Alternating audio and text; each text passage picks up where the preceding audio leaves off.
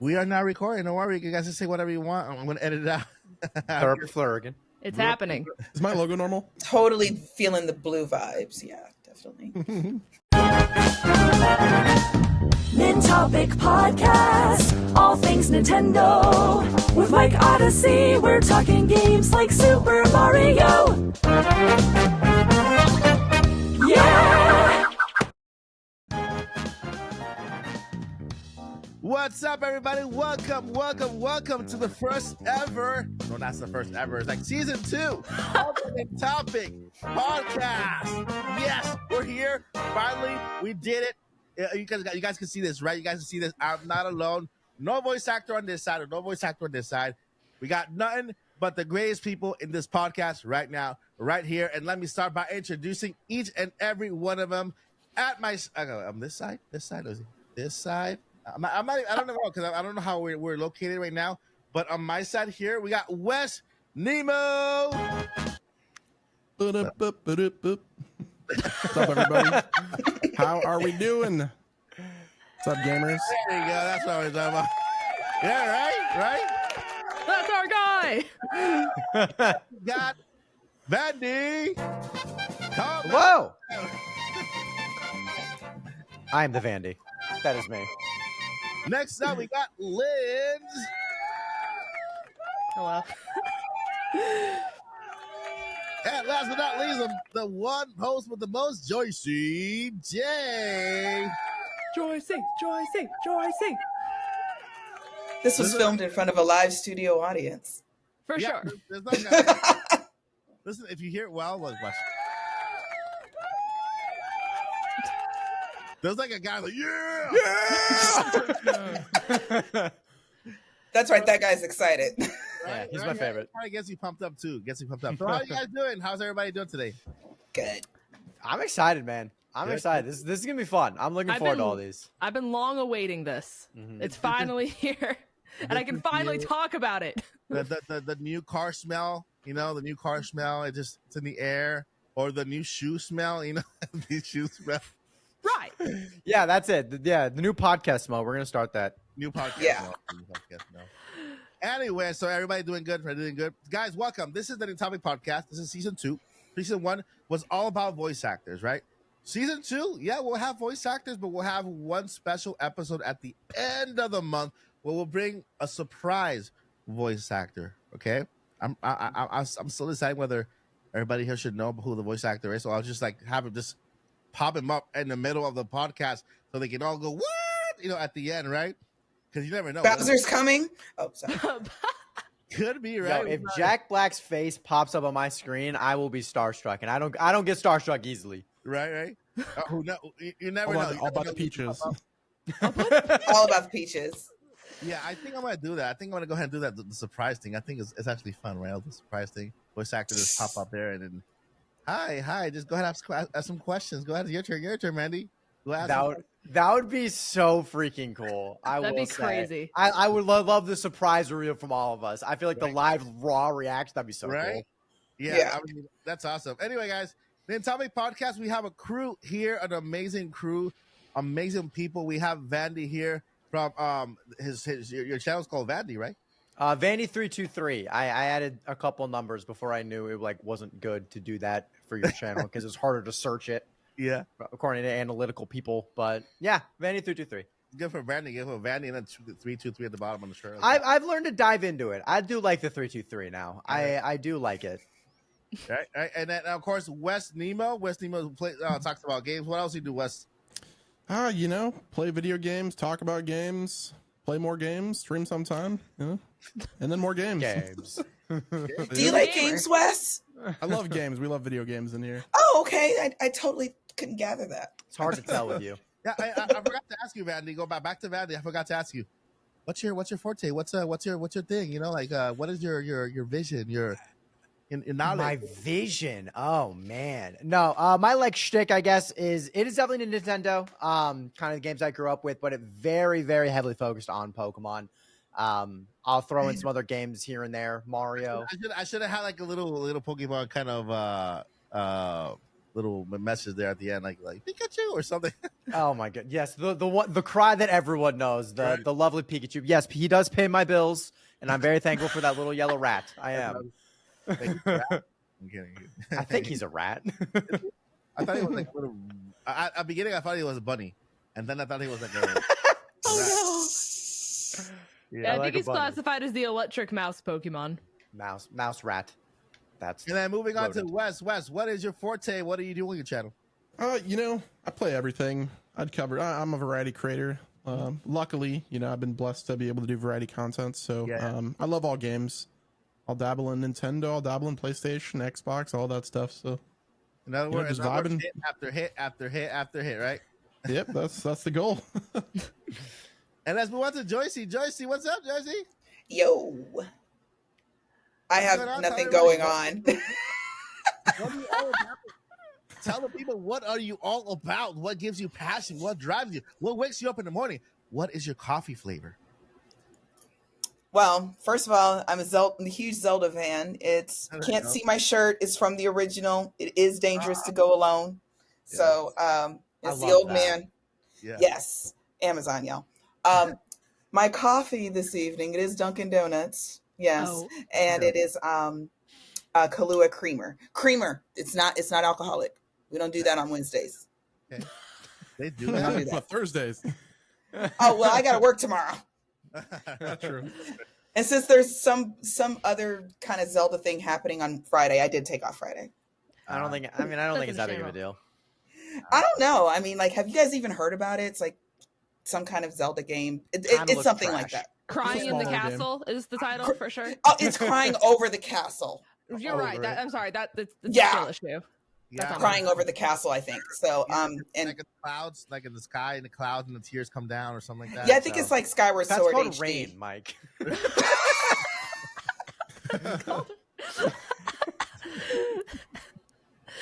That's a big Brilliant. mug. That's a huge mug. Is Yeah, that- right? This is I haven't had coffee today at all, so I was like, "Ooh, I get to have the big mug." a- These are actually my soup mugs. That's Incredible, actually. wow. That is a soup portion of coffee. I love that. Yes. Oh, it's not all the way full, but yeah. So you're having tomorrow's coffee too. I'm a coffee drinker. Well, I normally drink water, so when I get something else, it's like, ooh, Treat Yay! yourself, girl. Treat yourself. yes, treat yourself. Yes. And Anyway. moving on to our friend Linz. Linz, tell us what you're all about. Hello. So my name is Linz. I do a lot of Pokemon content. I'm a huge mental health advocate, so a lot of the stuff on my channel is based around just supporting mental health advocacy, giving people resources, but we do have a large Pokemon focus, a large, like, I'd say a little bit of variety. Like, there's a little bit of Star Rail, there's a little bit of Animal Crossing, there's a little bit of just, like, smaller niche games, but we just spread the vibes. We're here to hee-hee and ha-ha together. That is nice. So shout out to everybody who's watching us from different channels. We're coming together in this awesome podcast. And it's like the right now we have the dream team in this podcast. I'm gonna call it, dream team podcast. We got Pokemon, we got variety with West Nemo. With me, you probably get Mario. I talk about everything right on the channel. It's just I have the Odyssey news, right? I was about to say the topic news. That's something different. I started with the topic news. That's how the topic podcast got born at the last year. But yeah, I do a little bit of everything. I have rapid fire news where I give everybody a little bit instead of the world of Nintendo, where I go over every single thing that's happening under 2 minutes, right? Just give like a little bite pieces that, because I don't want to, keep people there. And then I always cover just one big story. Of course, it has to be the trending story. Right now, it's Tears of the Kingdom, which is out today as the recording of this video, because we're recording this video on Wednesday, right? This is a pre-recorded video. But today, when you're airing this, we're airing this podcast. Tears of the Kingdom is out. How's everybody reacting to that? Lucky people already having it. It's crazy. I mean, like No comment. Joycey, like the countdown, and 10 days left, 4 days left. It's finally here. At this point in time, Joycey is sitting on her hot pink couch. Yes, I have a hot pink couch, and bundled up in a blanket in the dark, and probably haven't left the starting area. I don't plan on leaving the starting area probably for the first week. I don't care. Oh, man. I mean, you have to because it's you have to explore. She wants like there's spoilers, there's like, and then there's whatever she wants. Like she doesn't even want to know the color of the fluff and grass in that movie. Don't tell her anything. I wasn't even gonna mention the game. I was gonna say after waiting so long, you have to take your time, right? Mm-hmm. I'm just excited because I know how I was with Breath of the Wild. Well, but every Zelda game kind of does this to me on some level. Yeah. Where I'm really, really, really just excited. So yeah, it's a good time. And also, I have to be fair. Zelda fans been eating the entire Switch generation. We got Breath of the Wild, we got Cadence of Hyrule, we got Hyrule Warriors, Skyward Sword HD, Link's Awakening remake. We've been eating good. We're fat. One Mario game. Only one Mario game. Well, if you count Bowser's Fury, that's another half game. Mario Maker. 1.5. Oh, yeah. Yeah, Mario Maker. Mario Maker. Luigi's Mansion. Okay, Luigi's Mansion. We've been eating good. Yeah. So y'all been having salad, though. And salad is great. I don't know. We're due for another one though. We're due for another Mario Sunshine, Galaxy Odyssey. Yeah. Odyssey 2 question mark? I want Super Mario Sunshine too. Very unpopular opinion. Right. I mean, I think it's an underrated game that needs a good, solid. I don't know. I'm just so in love with open world concept now that I think I need an open world Mario. Oh my gosh! They did it for Sonic. They did, and they did it for Bowser's Fury. Yeah, Bowser's Fury. In a low key way, it's like you unlock that section of the world, then you can just do whatever you want there and continue to unlock. Just like Kirby's, Forgotten Land. Kirby's Forgotten Land is sort of like that, but it's more like little levels to unlock places. Kinda. It's definitely pretty linear, but open world Mario, don't even get me started. Oh my god. Yeah, I think Bowser's Fury was the test for that. Like I think that was like their sample project, and now what they're working on is going to be even bigger. So I think it was well received too. Oh, for sure. Anything Mario just makes me happy. Right. Mario's that game where he just makes you happy. So as much as I loved Odyssey, I can't think of really one Mario game I've ever played that I'm like, this is trash. I don't like it. I've never had a Mario game like that. Like Zelda, I do scrutinize a little bit more, maybe because I'm a bigger fan. But Mario, I know what I'm getting. I'm getting a good challenge, and I'm getting a lot of joy, and that's what's the biggest thing. And because Odyssey, you just can't help but just smile through the whole thing, and they nailed it with the song for that game. Completely nailed it. Jump Up Super. Yeah. Love that. Jump Up Superstar. First of all, that song is full of shade, but true. It's full of shade. Like, we coming for you, Sony. We're just not going to say it.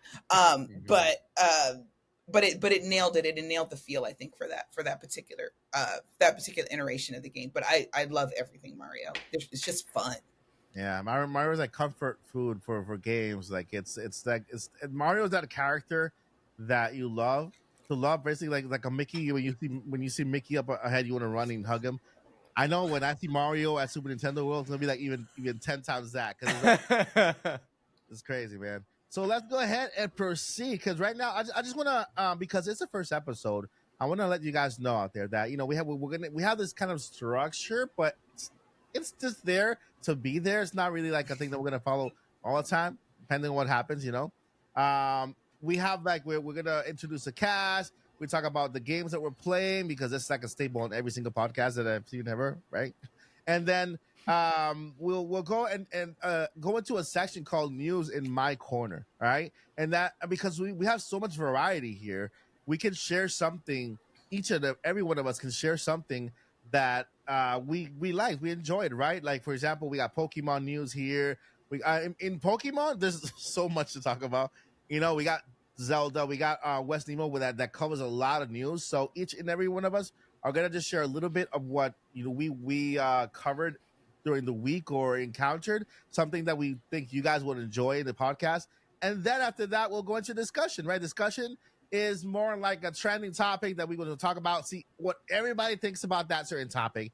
After that, we'll do Q&A with you guys in the chat, right? We'll have posted because we'll do them pre-recorded now, but one of these days, we'll be live. We'll be live, and then right now we'll post some questions here and there. Have you guys posted any questions yet to your chat or not yet?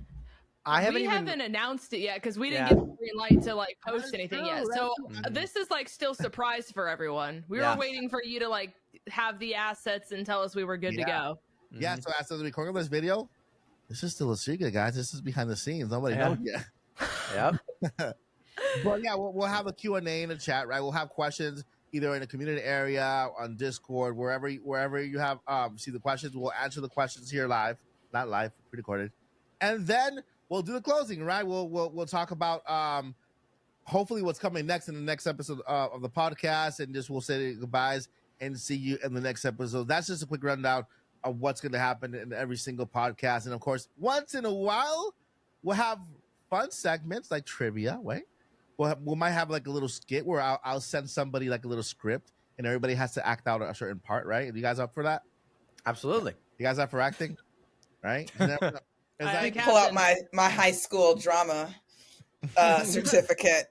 I don't know what that thing is. It's like a little play in the world of Nintendo. It could be like Mario meets Pikachu for the first time. They have a conversation. What's happening there? What's going on? I don't know. That would blow up the internet. Right? We'll find out. You know, I already have a good one for you, Mike. I'll send it to you later. All right, I'm not even going to say it here. Well, she's awesome at that. So I might hand it out for her to do the writing, because she's going to work for Nintendo one day, and then it's game over for everyone at that point. Game over. All Zelda. Everything else, no. It's just Zelda. Oh no.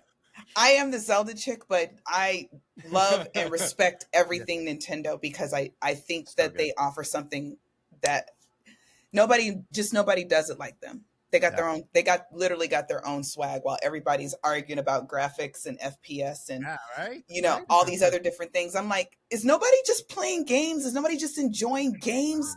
No. Yeah. Not anymore. The Pokemon community quaking in their boots at the pixels of a tree. Not the tree stuff again. Oh God, not the tree stuff. Or the ceiling. We can't forget the ceiling. Oh God. Oh, that floor does not look real. Where's the dirt? Where's the I'm like, you're stepping on it. You're stepping on it. But yeah, that's basically one thing we'll have here. We'll have another segment in the later on that's really cool. That I think it was Joyce who pitched it at when we were having our meetings. Pitch Perfect is called. Pitch Perfect. That means that we're gonna go head to head, somebody against somebody, and we're gonna pick two games that this person probably is not too fond of, and this person is not too fond of, right? And then we'll try to pitch that game to each other to a point to see if you get that other person to like that game just a little bit more. We'll pick the most controversial games out there just to make it fun, just to make it challenging, right? Yeah. Or we'll pick a game. Let's say I'll pick Vandy and then choose a game that he just dislikes completely and have him pitch the game to somebody and make that person like the game. That's evil. What if I can't think of a single thing that I like about it? That's entertainment. He's like, you spawn in the game. Yeah, you're there. You're there sometimes. You know? The game does turn on. Right? It's on sale. It's on sale right now. So yeah, that's Pitch Perfect, right? And then that's it basically. And then of course we'll have once a month we'll have that special person come in and just be with us on the channel, share with us, and be part of the crew for that one day. And who knows who it's going to be? I'm already working on it. Got a couple of people in mind. And I think you guys are going to love it. And that's the Ninopics podcast in about 5 minutes. All right, guys. Thank you. Good night, everybody. And Mike, my good friend, where can they find this podcast? You guys can find the podcast. We have a brand new channel. Okay? It's called the Ninopics Podcast channel. It's called Ninopics Podcast. YouTube.com/Ninopics Podcast. Let's say it together. YouTube.com/Ninopics. That sound. You better edit that in post, dude. You better edit that in post. But it is put an echo sound on it. Where? This will probably be for the members and stuff. Hey, you guys, we have to see everything we cut out. Gotta get out. But you said it is also available on Spotify. Oh yeah. yeah, besides YouTube, it will be available on Spotify. What Instagram? Not Instagram. Is it the everywhere podcast available? Apple Music, iHeartRadio, and so many other places. So basically, anywhere you would listen to a podcast, you're gonna find the Ninopics podcast. Even what's that place where you find books? You buy books. Kindle? Audible? Audible, yeah. You'll find it also at Audible as well. Yo, I almost yelled Barnes and Noble. I don't know how that would have worked, but I was Barnes and Noble. The bookstore. Get it there. Hey, if I can get it there, I'll get it there. I'll get it. Buy our book Netflix. podcast. Netflix? I don't know. I'm kidding about Netflix. I don't know unless we do have something with Netflix. I don't know. I mean, right now YouTube is actually opening up a session for podcasts now, so let's see what happens, right? Perfect time. Yeah. So that They heard we were coming. So yeah, I want to ask you guys a question. What have you guys been playing lately? I want to start with Joycey J. Octopath Traveler 2. Yes. Yes. Thank you to the guy in the back. Thank you. This is part 2. The first one, they're not really connected. You don't have to play one or the other to understand the other. 8 travelers all got their own problems. Hook up, help solve each other's problems. Path. Yes, that's why it's 8 of them. And then the reason I thought it was like an octopus in the game. Like seriously, I never played it. I thought it was like, are you fighting an octopus or like sort of tentacle? Really? There's a certain item in the game to get a certain creature to do certain things. So yeah, but I'm not. But that's getting into too specific. But basically, after everybody solves all their own problems, what you got to do next. You got to save the world. So there's all that. So I'm at the very, very end. I don't think I'm gonna make it by Friday because the final boss is a beast. Oh, wow.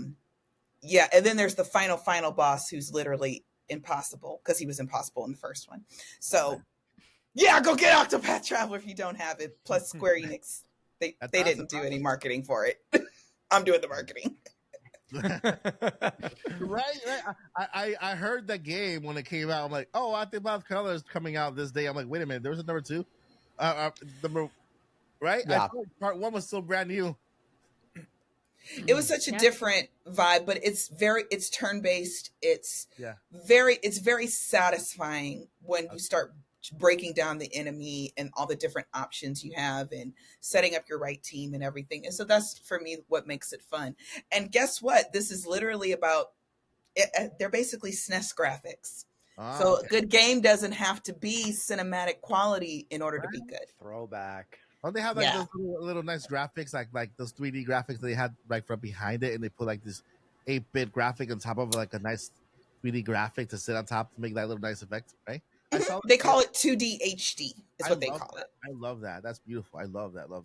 Honestly, I will say this. If SNES did have these exact same graphics back in the 90s when, Mike and I were kids, we probably wouldn't have never made it to 3D because we would have been like, no, this is fine. This is fabulous. This is great. This is all we're ever getting. We don't need anything else. I remember when Super Mario World came out, when all of a sudden they started moving the graphics behind and the front. Yes! I'm like, what the heck is this? The future is here. And I'm like... It's like the mine area with all the gold or something, and like the screen would move, and it would move Mario along the way, and he would get squished by the screen. Yeah, because the graphics back then, you had everything moves at the same time. But that's good. That's good. That's a good game. I'm looking to play part 1. I want to play part 1 so that I can play part 2. Although you said I don't have to, right? It's separate. No, they're not tied together. One of the reasons it's called Octopath is because what spells out Octopath is the first letter of everyone's name that you meet. So you get to choose your first character. Yeah, you get to choose your first character. You get choices, and this isn't a spoiler. They said this in the advertising. Yeah, you get to choose from a hunter, an apothecary, a scholar, a thief. She's fabulous. We love stealing. Right? Yes. In this game, you gonna have to just remember it's a game, and just know that in real life you would never do these things. So yeah, y'all go pick that up. It's hype. It's great. I'm sold. I'm All sold. right, West Nemo. West, tell us about what you've been playing. Well, on the record, I've been playing through Skyward Sword again. Off the record, a little game called Tears of the Kingdom, but we'll talk about that later. Been replaying Spider-Man PS4 remastered, so it's been a vibe. Nice. Spider-Man. Yep. Spider-Man. What? Yeah. So Spider-Man remastered, the PS4 version that's remastered for PS5. Yeah. Nice.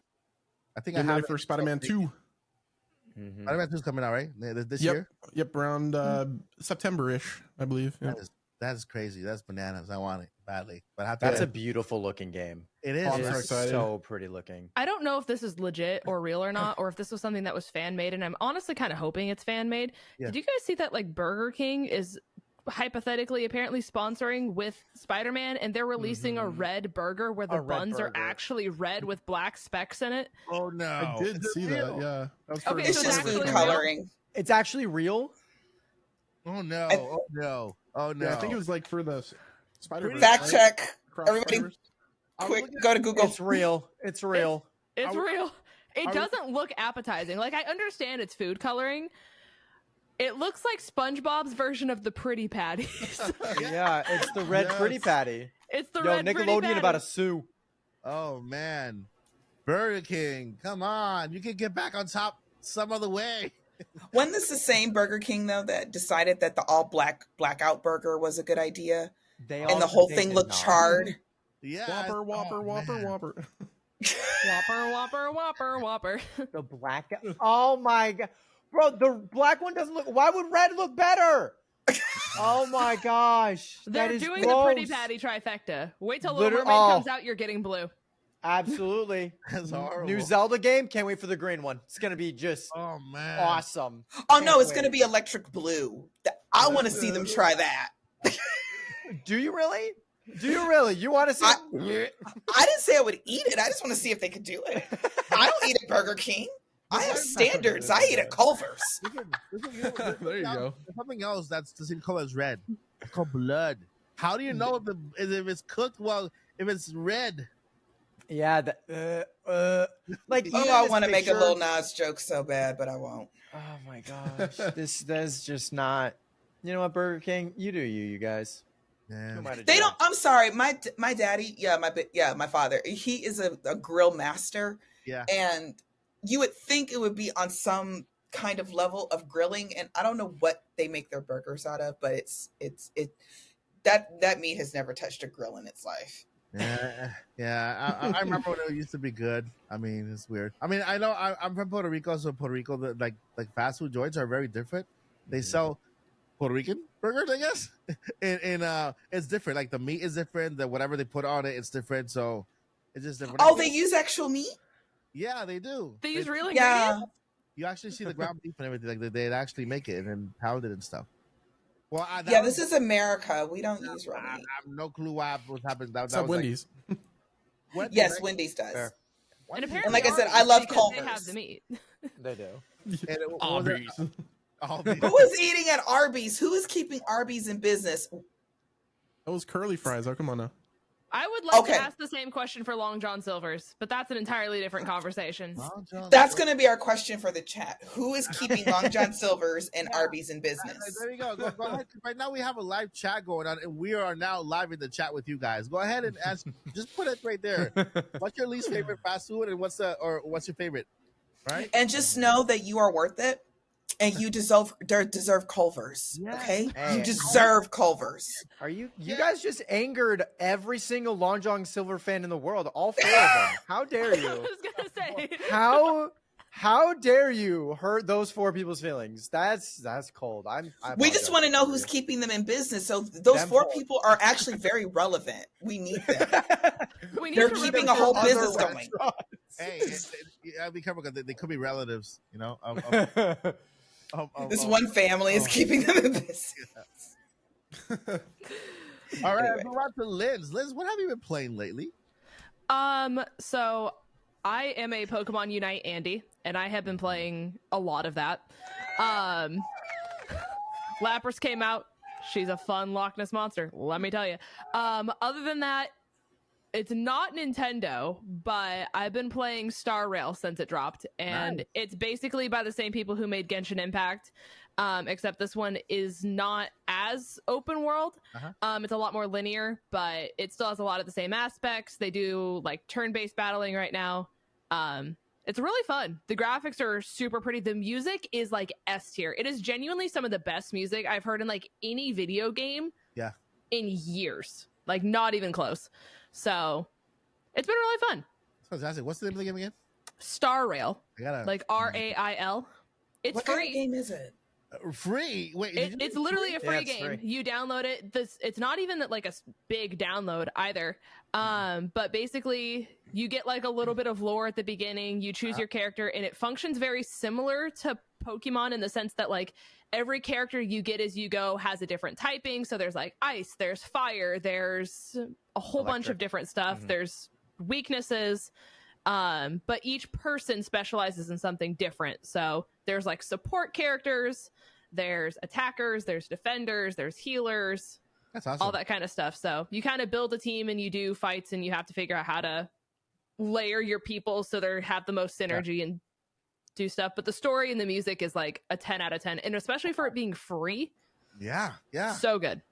That's good. Guys, listen, we're giving you gold. Octopath Traveler 2 and Star Rail, a free game? Man, come on. You know, if you guys are watching this, Octopath, Square Enix, you're watching, and whoever makes Star Rail, you know, watching, you know, we're looking for sponsors for the channel, you know, if you want to, you know. Star Rail is sponsoring people. Out. Yeah, they're reaching out to a couple people, yeah. All right, so we're reaching out to them now. We love your game. Yeah, apparently we do now. All right, Vandy, what's up, man? What's going on? What have you been playing? Similar to Lynn's, I've also been playing Pokemon Unite. A new balance patch is dropping soon, and it makes me want to cry because they don't know how to balance their game well. In my opinion, they're not doing things to benefit their game at all, and they haven't for a few months now. Yeah. I've also been playing Star Rail, free game. Lynn's got me into it. It is very fun. I think I like Genshin Impact a little bit more because I'm a big fan of open world. I love games where if I go in, I won't even start on the mission that I started at. Like I will do 1,000 other things way far away and get completely sidetracked and just like lose my mind. And before I know it, I've been playing for like 5 hours. That's Tears of the Kingdom. That's Breath of the Wild. That's Genshin Impact. This game, I do like how it's kind of turn-based. There are weaknesses. There's a little bit more strategy to this game because, you know, you can't really overlevel too easily. You're like, what's the great balance? Defender, attacker, blah, blah, blah. So I love strategy and that aspect where Genshin's like run around and just kill everything in your path pretty much. Yeah. But then on my channel recently, I took a little trip down memory lane and I played my two favorite Pokemon games back to back that were released on the GameCube. Pokemon Coliseum and then XD Gale of Darkness, which are unlike any Pokemon games that anyone has ever actually ever made. Yeah. Where like Pokemon, you know, you start, you talk to Professor, you get your first mon, you start your adventure. To start a Coliseum, you blow up a building twice, steal something, and then rescue a girl who's like kidnapped in a bag. What? And it's like a dark, super dark. The music in there is the best music of any Nintendo game, and I will hold it to that. Wow. Nice. It's incredible. It's incredible music. It's an awesome story. It's like dark. But I got to replay both of those and show them to my community, and they're like, "We love this game. Like, this is actually really cool." So, because obviously, GameCube, you know, it's like $200 for a GameCube now, and like $100 for the game, and that's a lot of money. So it was really cool to have them experience my two favorite Pokemon games of all time. That's awesome, man. How would you feel if they take those two games and remake them? I would cry. I would cry. Like Lynn's and I, that was probably the first things we ever bonded over was our love for these two games. Cause it's like, wait, you actually know that game? Yeah. If they remade them or like did a prequel or sequel for the Switch, game over. That is like, I don't want to say this 100%. I would rather have that than Tears of the Kingdom. That's awesome. The thing is like I wouldn't be a PokeTuber probably. Like I probably never would have gotten into Pokemon had it not been for those games. So like that was like my foundation. It saved my childhood. It did like so much for me. That's incredible. That's awesome. That's awesome. So yeah, I mean, hopefully Nintendo's listening because right now we are in what looks like the last fiscal year for the Switch, and we have the rest of the year completely empty. but Pigman, which if everything goes as what it looks like, I'm thinking we're gonna get another Pigman Switch, a Pigman Switch, whatever edition, just because Like That'd be OLED? cool. I mean, Nintendo wants to push these switches, and they have to. They might just have made a Pikmin edition Switch later on. You know, I mean, Yeah, they definitely could have. I mean, the collectors, they want all of them. and the Pikmin game looks really good. The one that is coming up now looks very good. I mean, I've never been into Pikmin that much, but this newer game looks actually very polished, very very good. But on that note, the rest of the year is empty, right? So we might get another Pokemon game, a remake, top-down game. You know, what are your thoughts? Cool. I mean, the DLC is coming out of Pokemon for Scarlet and Violet at the end of this year. Okay. I don't know. Like, there was a lot of speculation about a side game getting some sort of love coming out. Yeah. Because that's kind of normally follow like this system of like new game, main series remake, side game somewhere in there, and then another new game. Okay. We just got Gen 9, which was the new game, and everyone was kind of shocked that like a side game didn't get some sort of love. They released Pokemon Sleep, which was kind of a meme for like 3 years, and now they're finally dropping it. And truthfully, I don't 100% know what it is. They want you to catch Pokemon in your sleep. I don't. I think it's like it's supposed to be like a Pokemon sleep, waking up and going to bed experience, which is really weird. But I think it could also be kind of cool as long as it's not. I don't know. As long as they do it right, I guess is what I'll say. But I don't know. I hope a side game gets some love, and I hope it's the Shadow Pokemon games. You know, that Pokemon Sleep thing. I'm looking at the website. I'm like, how is this supposed to work? Because they want you to they want you to sleep better, but you're gonna go to bed thinking about Pokemon, and then you want to wake up earlier just to see what Pokemon you got. You know, so I'm like, wait a minute. I wonder if it's one of those things where like it tracks your sleep and like it's like those sleep detectors, so like it knows when you stir, it knows when you do everything. So like I guess if you get like a full night's rest and you get like your 8 hours and you do whatever, then you get like better like I don't know how.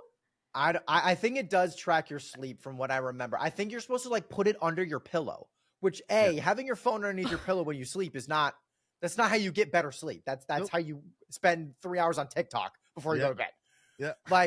That's a horrible thing to do, but I'm pretty sure that's exactly. I think that's what it does. And then you wake up and it's like, what did you catch? What's your new partner Pokemon when you wake up? I don't know. I don't know how it's gonna affect your sleep, but the fact that they turned that meme into a reality. Instead of giving me my side Shadow Pokemon game, it makes me sad. and then not to mention that the phone is listening the entire time because they asked to track you. You know, it's like, right? I don't know. All right. I mean, let's see how it goes. I before that they announced that we had the patent that came out, and I covered that on the channel. I'm like, what is this? What is this? Like a little speaker on the side here, and it tracks your sleep, and then it shows like a Snorlax just laying there on his back.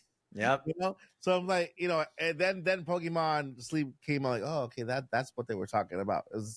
It's a really weird concept. Let's see how it goes. I don't know. I mean, they're you know shooting darts with that one, but it could be cool. That's insane. Did we all go through the games we were playing? Aside from you, Big Cat. Yeah, aside from you. Well, I've been playing games. I've been playing Mario. I played some Candy Crush. Yo, what level are you on right now? Stop it. Does Candy Crush count? Candy Crush? No, but I just want to know. I want to check my. I want to check my level because I don't know. I just push it up like this. Okay, Lynn's got rehooked. I did, and it's your fault. I just took you to Dave & Buster's. I didn't know you would like the Candy Crush game there. There's a Candy Crush machine there, that's right. Yeah, there's a Candy Crush at Dave & Buster's. Yeah, we sure got is. the bonus.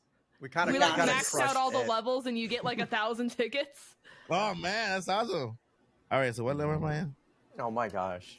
They're doing a sponsorship with the Jonas Brothers right now. So when you open the game and you're like sitting, like waiting to go to your next level, you listen to Jonas Brothers music. It's not bad. It's not bad. It's not good either. It's like 139. Babe. 139? Yeah. Babe. Oh no. Yeah. So I'm saying, see, babe, this is your obsession. Yeah, go ahead. Yeah, go ahead. I'm at 444. That's You dedication. got that like a month ago, This is my lifetime level. Like since I got it like years ago. babe. So it's what I do to make my mind not spin at night, because if I don't do something to distract my brain will just spin like a hamster on a wheel, and then I won't fall asleep. So I do it until I'm so tired that my brain can't do anything anymore. And so that's been my thing. It's not the problem, it's the solution to the problem. Yeah, and Sounds like someone with a problem would say. I'll own up to it. Yeah, it actually it's a pretty addicting. I would have to like kind of put my phone down, my phone down, because I'm like, right now it's calling me right now just because I opened it. Play us, Mike. Yeah, the little candy ones that pop out all of a sudden. You have to hit them, and then they go everywhere. No, stay away. Anyway, Mario Run on the phone and stuff. It's because I've been away. I've been away for the past 2 weeks, staying at my in-laws, having taking care of some family stuff. But recently I came back home this past week, and I am finally enjoying a game that I was set. Review coming soon. No comment on that. Wes kind of hinted a little bit. He's doing the same exact thing as me. It's research. Jealous. We're it's coming up. It's 2 days today. Tomorrow. 2 days. But 8 hours. I'm not going to be home. Tomorrow's a big day too. Where are you going? Okay, I guess I could say it now because I'm visiting her. We have a thing planned for a friend. It is Tears of the Kingdom weekend, and it's fine. I'll have to. You can play Tears of the Kingdom at my house. Have no fear. Yeah, there you go. Handheld console. Switch on the. That's love right there. That is love. That's love right there. That's beautiful. We have 2 TVs in my living room, and I just keep one off to the side. So when he's there, we both set up our Switch on our separate TVs and we game. There you go. There you go. If only my boyfriend played games. He doesn't play games really. So he's literally going to be at my house over the weekend. That's our time together because we both work so much. And he's literally just going to be watching me play. Yeah. That's also love. I'm trying to find like a romantic sound, but I can't. I'm like, you just did the high porn. No. I need more sounds. That's love. Yeah, just edit that in. That's okay. Just edit in, like a, Right. I'll come prepared for, I gotta get like a whole bunch of sounds depending on what's happening, just like There's a zillion of them free on YouTube, no copyright or anything like that. And then, like I said, I think you can get away with the Careless Whisper one because everybody plays that. Really? Everywhere. I got copyright hit. Oh, you did? Oh, never mind. No, don't do that. Yeah, Don't do that. it was just like a warning, but I put it on one of like my videos, and I was like, hey, you can't monetize this video. I was like, I understand. No, you know what? Meme. Get the saxophone from Tears of the Kingdom because hardcore Zelda fans, we were just like, we have saxophone now. That doesn't go with Zelda. Is this jazz? Yeah, I like jazz. I like jazz. Anyway, Wes, did you tell us what you were playing? Yeah. Yep. Yeah. I'm old, y'all. I got short-term memory. Spider-Man 1. Yeah. That's how we got on the Burger King talk. Yeah. Oh, okay. But Spider-Man sounds awesome. Just not the burger. Yeah, no, not the burger. And you all deserve Culver. The burger. I have to tell you, for real, Culver's, man, they're good. And the price really isn't that bad, considering Vandy, they make it fresh. The bag is hot when you get it, very hot. What do you gotta say, Vandy? Tell me what's going No, on. so I'm allergic to a lot of foods, and so like this Culver's obsession, I don't understand. I've never even heard of the restaurant. Yeah, I don't know anything about it. But the fact that Joycey has mentioned Culver's 8 times, it's wild. I'm sure it's been 20. It must be so good. So I just laugh every time because I'm like, people are like, oh, I love Ruth's Chris or really good steak. I've never heard someone be so passionate about Culver's. So it's just like, you know what? Go for it. Pop off. It's a burger place. So they're known for their frozen custard, but it's a burger place. So if you have if all your choices are McDonald's and Wendy's, and you have a Right. Culver's, go to Culver's because you deserve it. You are Okay. worth it. You are a wonderful human You being. are worth it. You deserve Yes, you deserve it. Treat yourself. it. We're gonna have t-shirts where everybody has to have the catchphrase here, and then you have to George should be treat yourself, right? Treat yourself. Y And on O the back it says apostrophe. to Culver's. Podcast. And So- good coffee. Good coffee, yeah. Sorry. Coffee in there is good, pretty good. Yeah, I mean, it's new. It's new in my area. So that's what I'm cool with it because it's just new. It's actually more fresh than all the other stuff out there. You know, but Yeah. But it's good. It's good. I know we're supposed to be talking about gaming, but food is very, very. Hey, like I said, I like food. to go, but hey, it can go anywhere. It doesn't matter, you know. One day we'll be live from a Culver's, guys. One day we'll all meet up and go to We're Culver's. just in a booth. a booth Culver's booth. with one microphone in the middle. Mhm. Yes, and we'll all be like just stuffing our faces. It's yes, and the fries are delicious as well. Yeah. It's like, wow, the French fries actually came from a potato. That's Wow. I didn't know they We did will that. never be sponsored by any restaurant other than Culver's. right. They got the money. I mean, hopefully they got the money because they got. No, they do. They're doing better than Long John Silver's. We know that much. And those 4 people. Those 4 heroes, actually. Hero. You guys are brave. You guys are brave. Anyway. Let's go ahead and jump over to a segment called. Here we go. That's the wrong. Oh, I thought that was a good sound. Right? Here we go. That's not. Here we go. Right? Like, it's like, Mamma mia. but let's go ahead and jump over to a segment called News in My Corner, and basically we're just gonna go ahead and blur out anything that we've heard this week that we enjoyed, that we liked, that we just want to share with the crowd and stuff. And let's go ahead and start with Wes. What's up, man? What's happening? Yeah.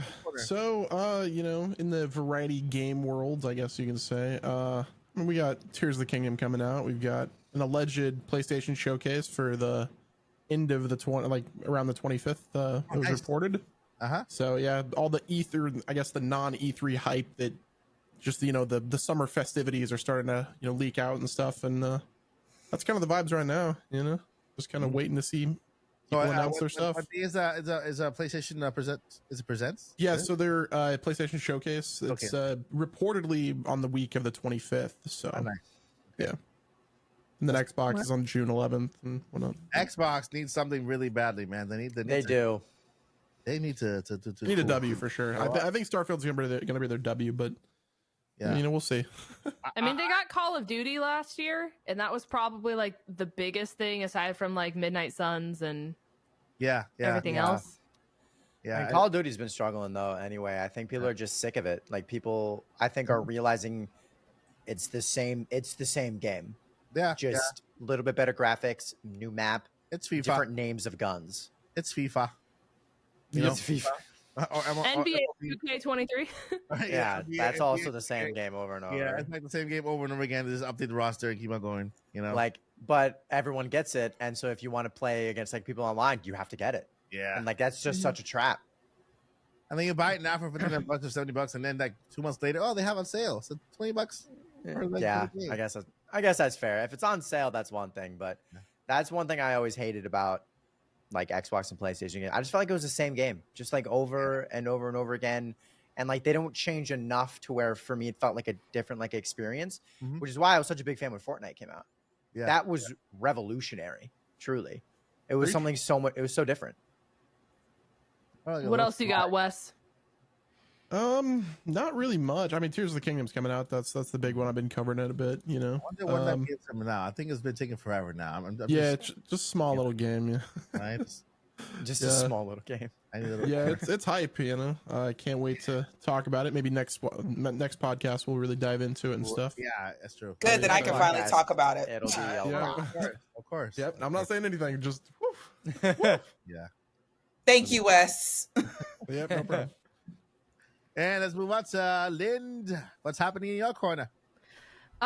So we had a lot of tournaments this weekend Nice. in the world of Pokemon. Vandy knows a little bit more about the DLC and stuff like that when it comes to Scarlet and Violet, so I'll kind of let him take the ropes on that. But in the world of just competitive Pokemon, we had the video game tournament, we had Unite tournaments, we had TCG tournaments, and we had Pokemon Go tournaments. So, I don't know if we want to call this like a shout out portion. But we had Joseph Ugarte. I don't know if I'm saying that correctly. He placed first in so basically regionals were this weekend in Portland. So he ran a Sun team. He got first place. His first place victory, which is a weird sentence, but that is it. Since the April challenge that happened in April. Well, yeah, in April. And then I thought I had his other victory written down. I think it was in 2020. He also was in regionals. So this is his first like appearance and like comeback, if you will, since 2020. At least to my understanding. I tried to get as much information as I could on these people, but there's very slim out there. And then in the world of Unite, we have 2 events left before Worlds. In EU, we have Nouns Esports. They took down the #1 team in EU right now, so that was a big thing for them because they have Talibobo believers in Europe. They're kind of untouchable. They've swept everything so far in Europe, so beating them is a huge thing for Nouns Esports. Luminosity had their underdog, I guess, for this year. They were the world champions of last year from every single region. They finally won their first tournament back. I believe it's their first because Unite Rivals didn't count. So no, it was their first tournament back, and it was their first victory since being signed by Luminosity, which was like such a big thing in like the gaming world. I guess that was like the first time a Unite team's ever been picked up by a esports, much less Luminosity. Yeah, so we have a lot of familiar teams that are probably going to be back at Worlds. Nouns is going to be back. Luminosity you can probably expect to see back, but even in the other regions, Exo Clan is looking like they're going to be back. iClan's looking like they're going to be back. So a lot of big names. Top 3 in America right now are Amaterasu, TTV, and Luminosity. EU, you have Talibobo, Nouns, and Woof Woof. Woof Woof. Welcome. Wait, hold on. What's wrong with my voice? What is Mike? Mike's Soundboard. voice mod? It's broken. Is my voice back? What? Nope. We've been hijacked by chipmunks. Hold up. 1, 2, testing. Nope. Nope. Not at all. Alvin, Simon, Theodore. Oh, Hello. Oh, There you go. All right. There you go. Otherwise, in Pokemon Go land, it's AXN. Congrats on your Pokemon Go win. Yeah. He also won the 2022 North America International Championships. Awesome. So, and then last but not least, in TCG, we have Landon Kettler. I'm trying to say all these names correctly. Yeah. He also got first place in Portland. And then it's basically his first real comeback, to my understanding of what little was there about him, since 2017, where he got second place in regionals. That's not the clapping. But that is your update in the world of competitive Pokemon in every single category that I could get information on. Nice. Woo woo. Good job, Liz. Good job. Awesome. Let's move over to Vandy in the world of Pokemon. Yeah, so I also keep up with a little bit of Pokemon Unite, but I'm also a lot bigger into like the DLC that's coming out. That's kind of like the next big game drop, I guess, that that Pokemon is going to be getting. So they're doing something similar to what they did with Sword and Shield DLC last year with Isle of Armor and Crown Tundra. There's like it's like a 2-part DLC. So the first one, I think it's called like the Teal Mask, I believe is the first one that it's called. And they're releasing that this fall, unless something gets delayed. They're releasing it this fall, where you actually leave Paldea and you go to like this island, and it's just filled with a bunch of like mysteries, and you have to like kind of uncover what all that's about. Talk to all like the townsfolk that are there. There are 4 new Pokemon in that whole DLC realm that we know of. I don't believe we know any of the names or really anything about them. They're actually very good at kind of keeping everything like a secret. I don't think much has been data mined as of right now, besides just the stuff that's been released to us. But so far it looks really cool. Again, we haven't even gotten any like gameplay of it. As far to my knowledge, we just kind of have a couple of pictures. But it looks very cool. Looks very interesting. Isle of Armor was definitely like the more underwhelming one in Sword and Shield. Yeah.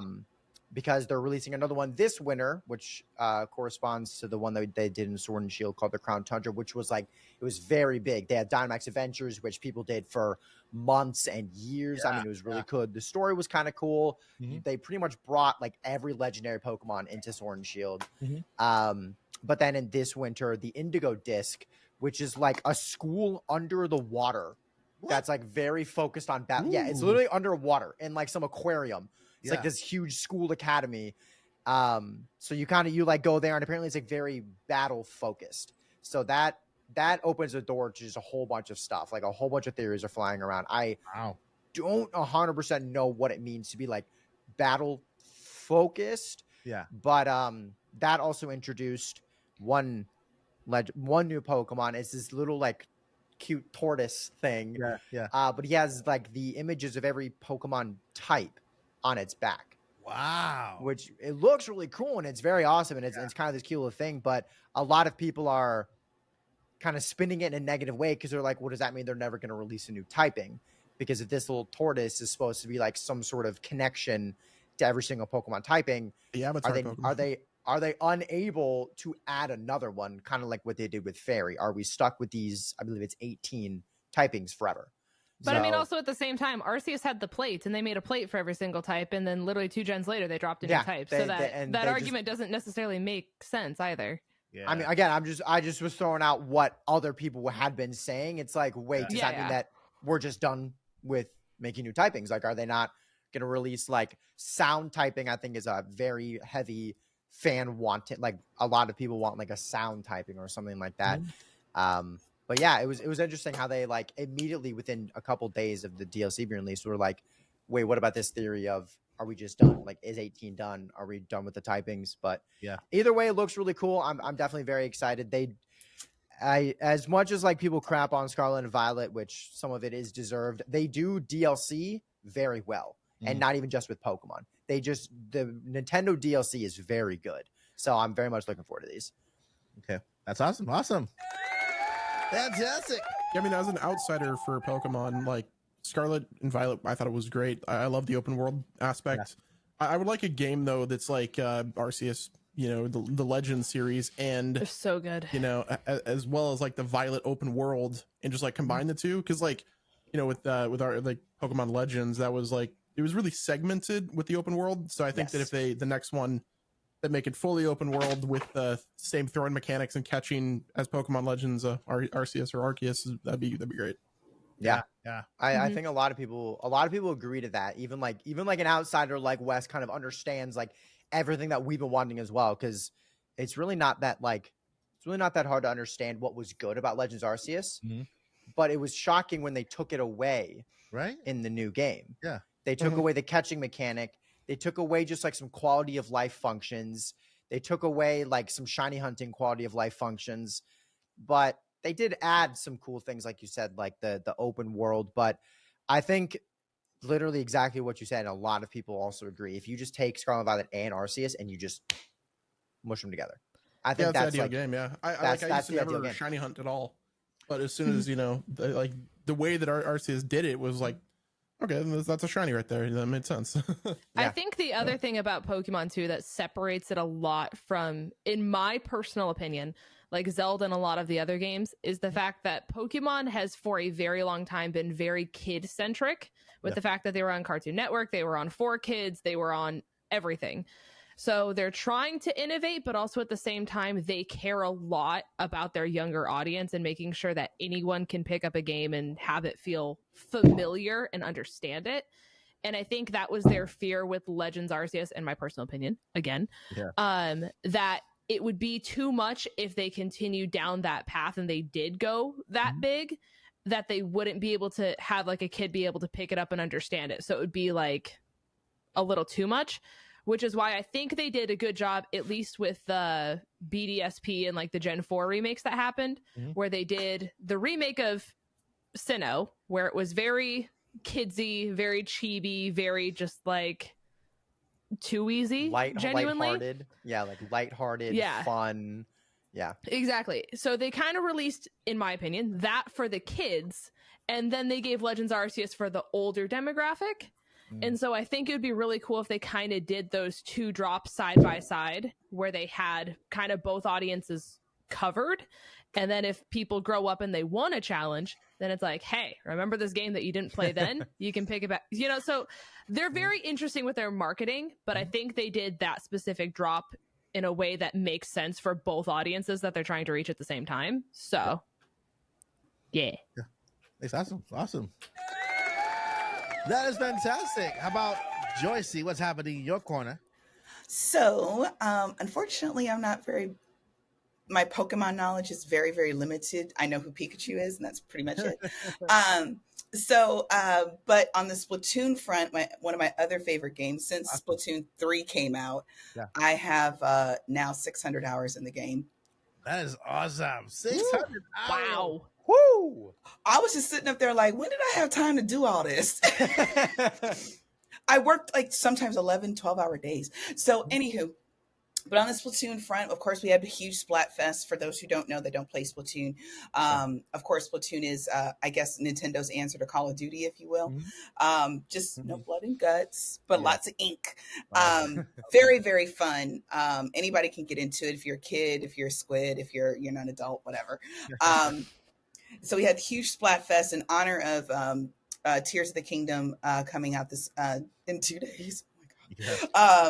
They had the huge tricolor versus, if you will. So you got to pick a team between Courage, which is Link, Wisdom, which is Zelda, and Team Power, which is Ganon, because he don't know how to act. And ironically, Team Power won, and I'm like, y'all ain't loyal.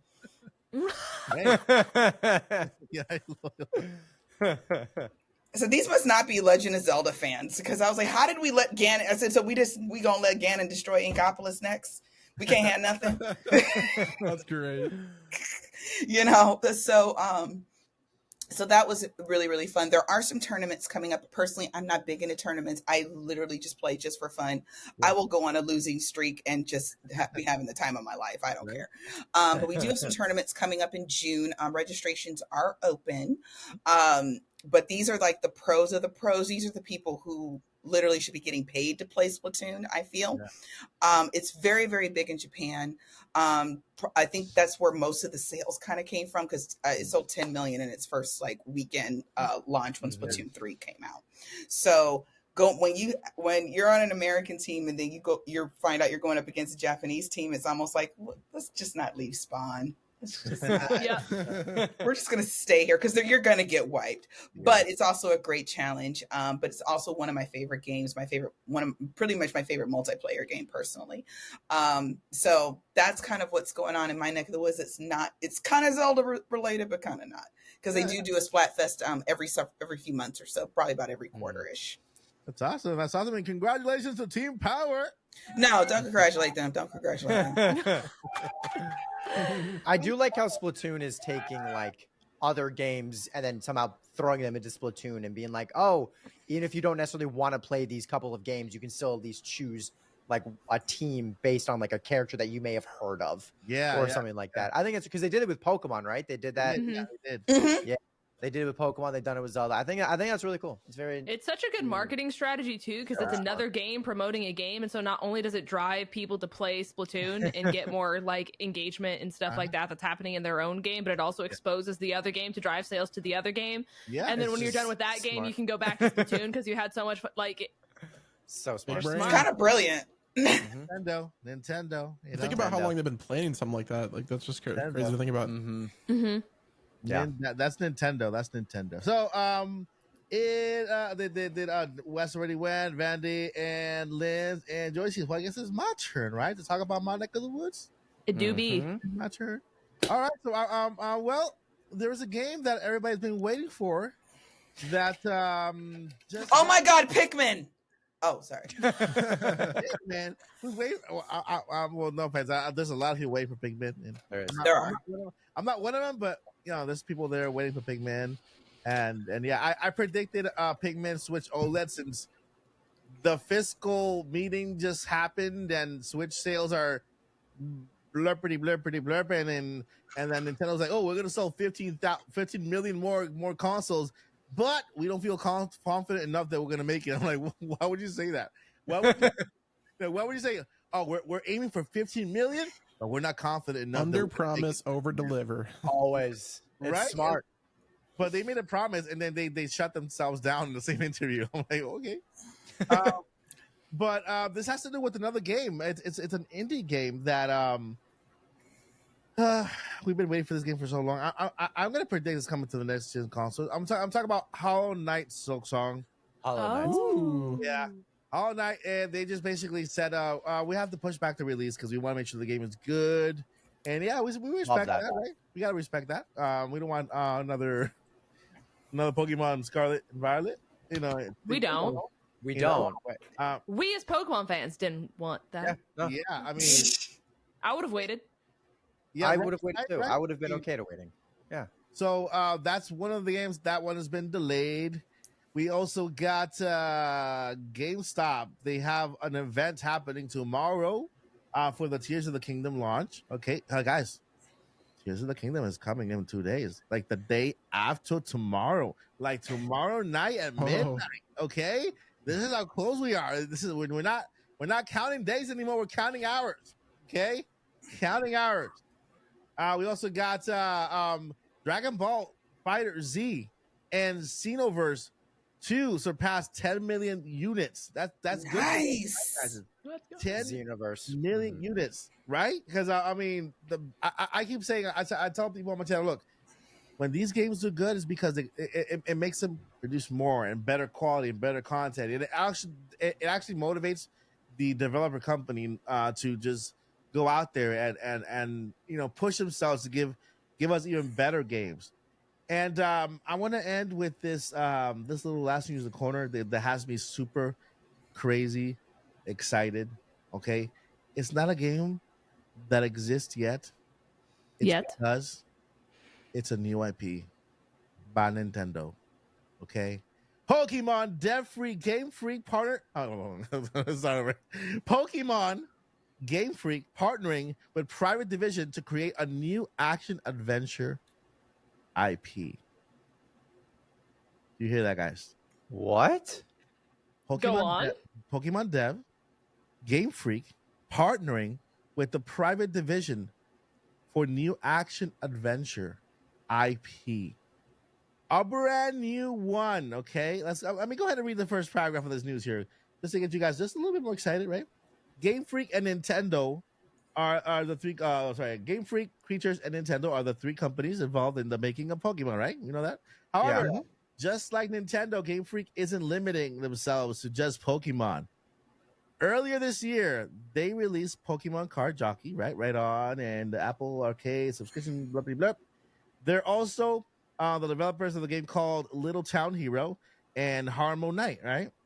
Well, let's see here. The next non-Pokemon project has been teased today.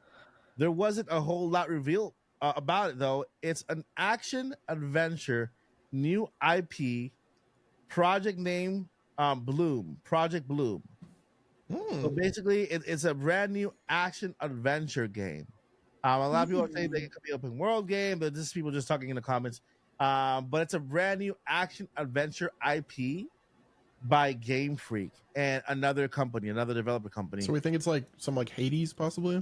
I was seeing if I can read here. Bold and totally different from prior work. Yeah, it says that it's bold and totally different from their prior work. But doesn't really give you any more. It says it's kind of stayed to be released in April of 2025. We have to wait a little bit for that. 2025. Oh dang. Yeah, so it's a little bit, but it's a new IP. I've been wanting something completely brand new for a long time. It's close to Nintendo because it's Game Freak and and Creatures of Nintendo. They all own Pokemon. Yeah, we have a brand new IP in the works that hopefully can come out and compete for. It's gonna be on Nintendo. So apparently, it's like a samurai game. Is it? I'm reading. Yeah. That sounds. For some weird reason, first thing that came to my mind, I bet and this is me predicting 3 years into the future, Yeah. something similar to Diablo. Yeah. I don't think Pokemon has really much like. I guess the closest thing is probably Hyrule Warriors. But for some weird reason, like I feel like if Nintendo was creating something brand new and bold, I don't think they've done anything similar to like a Diablo or like a Hades or something like that, and that would be really cool. Yeah. And then of course, we all feel. I mean, we don't all feel right now that the general thing is that this is Nintendo's last fiscal year for the Switch. So that game is probably stated for the next console. And hopefully that next console has a little bit more power, a little more juice, a little more, oomph in certain areas. Yes.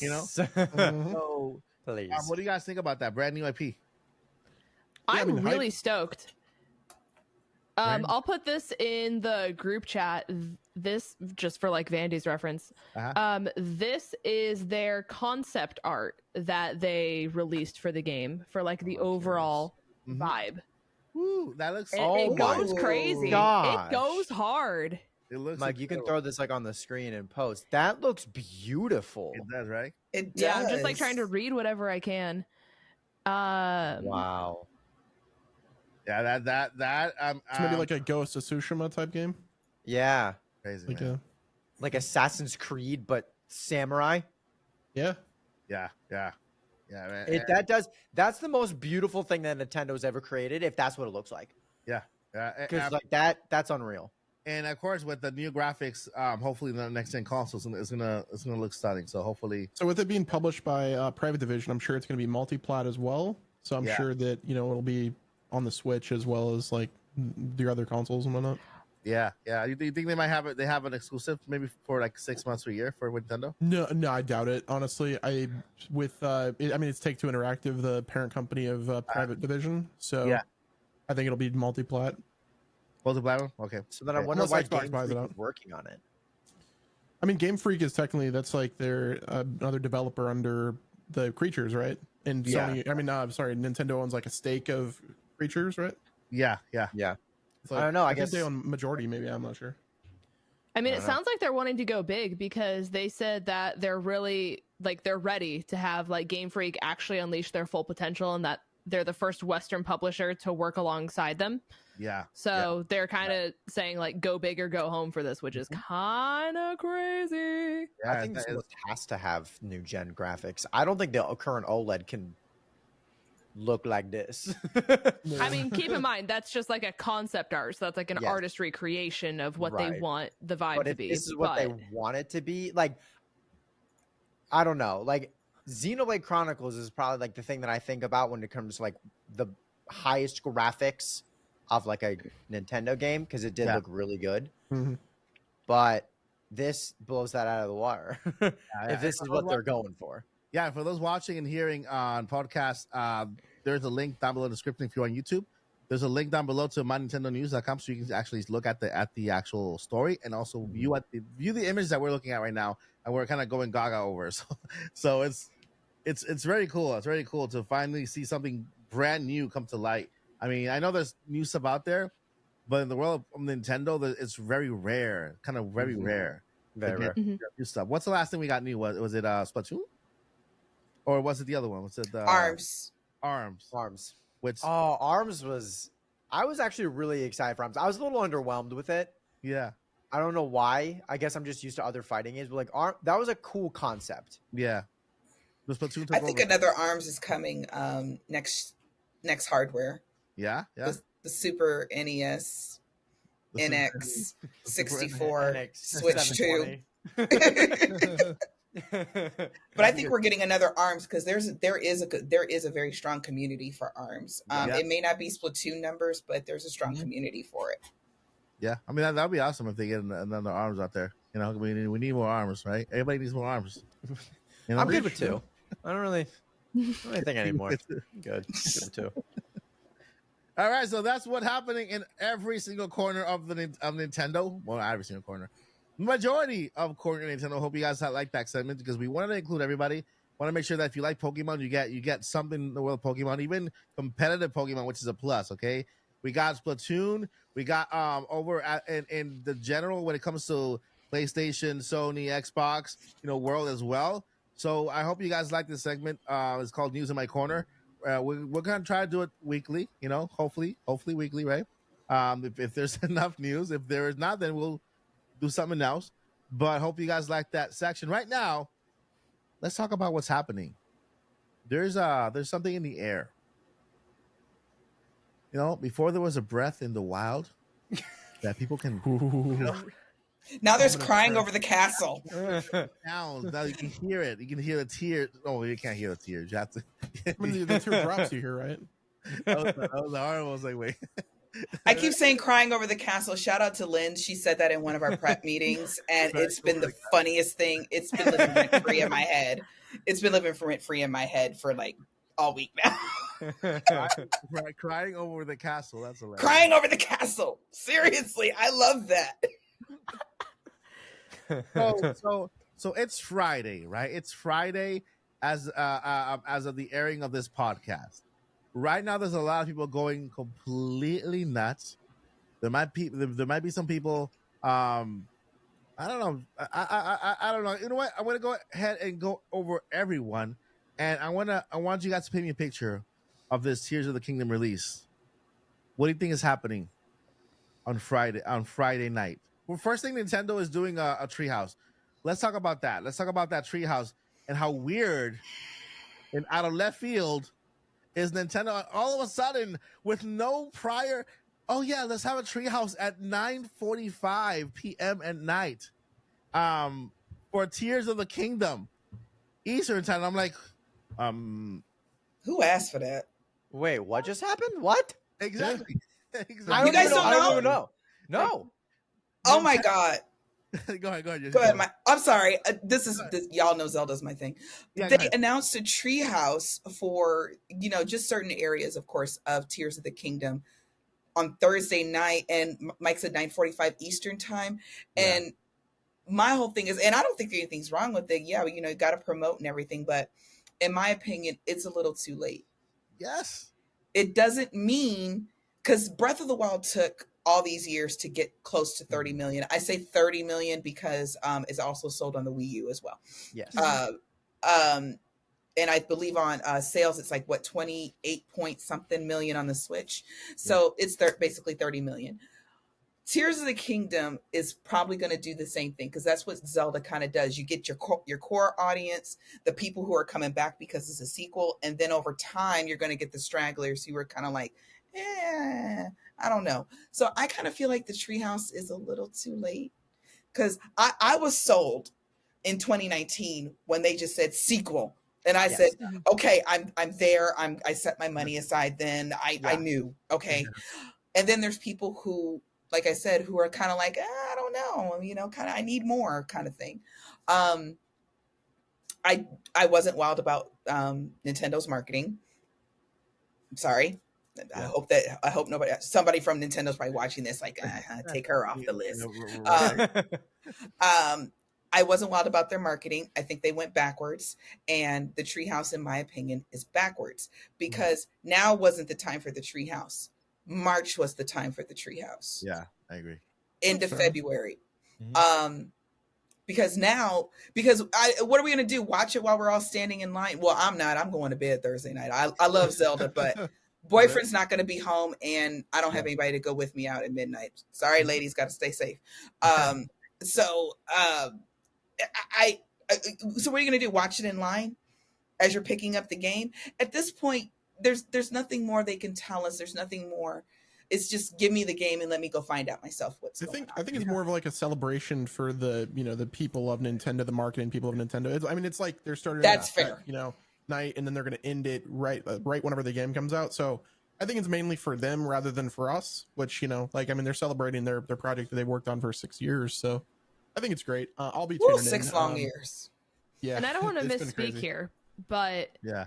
I did see people talking on Twitter, and I am not in the Zelda sphere. I'm gonna keep it 100 with you guys, so I don't know if this is the same thing. Yeah. But was the treehouse like uploaded by like IGN, or is it registered with them? No, so that's different. No. Yeah. Okay, Yeah. because I was gonna say I saw a lot of people on Twitter this week talking about how like whatever footage IGN like posted or something like that of the gameplay that was like just recently released. Yeah. A lot of people who posted anything reacting to like what they showed, and keep in mind it was like approved footage. Yeah. Nintendo like struck them down, and a lot of people had to send like formal like replies to Appeals, it. yeah. I guess Copyright appeals. with like with like a full thing of like the rights usage and how it falls under like free usage and that certain thing, and that they're willing to defend themselves in court if it comes to that, and like defend the fact that they have the right to use and react to this content. And it was only after they were like willing to say like, ayo, I'm willing to go to court for this, that they're like, tee-hee, you can have your video back. So I think that's just the surprising thing about it, because in my opinion, if it's approved footage already, right, that it's not like it's data mined unseen stuff. If it's publicly released, that's where I was just so shocked that they're trying to suppress creators from like building more excitement around it, you know? Yeah. I could kind of touch on. Oh, go ahead, Wes. Well, go ahead. You're, all I was going to say is like, I think for that case, they're just nuking first and then asking questions later, especially with after the big leak. Like, I'm sure it's just some intern. I saw Alana Pierce that got knocked down. There was Austin John Plays as well. Yes. So it's just a normal thing. Their videos are going to. I think Alana actually went to the event to like play the game, and her video got nuked, or her stream got nuked. So, yeah. That's just. I think it really is in response to the leaks, because I'm sorry, but every big Nintendo game has been leaked. How are they going to solve that? That's my question. Like, is Nintendo going to, like, in a way we don't like, retail copies? Yeah, they gotta do digital first, and then they'll do physical later on. Yep. Well, now there are also stores right now selling them. Like, I don't know if that's just fake or Photoshop, but I've seen a couple photos. Walmart already has them. Yeah. And I'm like, now hold on a second. That's not right.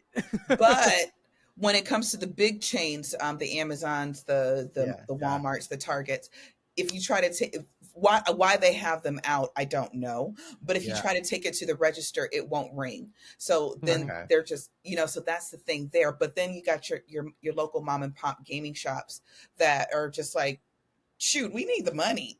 Yeah. We'll sell it to you. And I work in for an insurance company, and we specialize in small commercial business. So I see the other side, a lot of the other side of it. And so, they're not even doing it to be ugly or to be spiteful. It's because they're a small mom and pop and they need the money. So, so there's that. However, since it's at least the same week, that doesn't bug me as much as the whole game getting leaked. And the problem with that is, the problem is there's people like me who, like I said, I'm okay with what Nintendo talks about, but I don't want to hear leaks. I didn't watch all the game footage or anything. This is not my first Zelda game. Okay. It's not my first rodeo. I don't need anything to get into it. You just tell me there's some Zelda there and, links in the game, and okay, good enough. That's all I need to know. But I don't like, and I think it's almost like Nintendo's panic striking when it comes to creators. And that's what I don't like. Yeah. And I'm not a creator at all. I'm just some chick who likes Zelda, who likes video games. But I don't like it. But despite what people say, I'm going to shout this from the rooftops, and I will die on this hill. YouTube is a job. If you pay taxes, it's a job. Okay. It's a job. It's legal. You need to and people are their own boss. You're doing it all on your own a lot of the time. And so when you have it seems like big bad Nintendo coming down on your channel, when also Nintendo said, oh, this is all the stuff we've already released anyway. You can see it anywhere on our own website. That's what I was like, come on now, don't be panic striking now because you're freaked out. Because us real fans, well, not even real fans, people who just want to play the game are like, well, we don't want to know. So we're not going to go look stuff up. I've been very dark on social media myself. Yeah, well, that's Nintendo and their legal thing. I got my one of my videos got copyright strike over because I took one of their ads from their website, and I added like a 7 to 15 segment onto my rapid fire news thing to cover what they're covering on their channel, and I got a copyright strike on my channel. I'm like, I'm pretty sure I covered the same thing and I didn't get it. I just fly under the radar. Panic striking. Yeah, I'm like, I got it from your website. It's public. What's going on? So sometimes what I end up doing is I'm like, okay, you know what I'm gonna do? I'm gonna screenshot your Nintendo channel. If I'm covering anything from Nintendo, I screenshot the entire channel and I have like the YouTube logo there and like that on the screen for those minutes. Like, see, look, Smart. that way I'm not taking your video. I'm using your channel to promote whatever it is you're talking about for that little segment.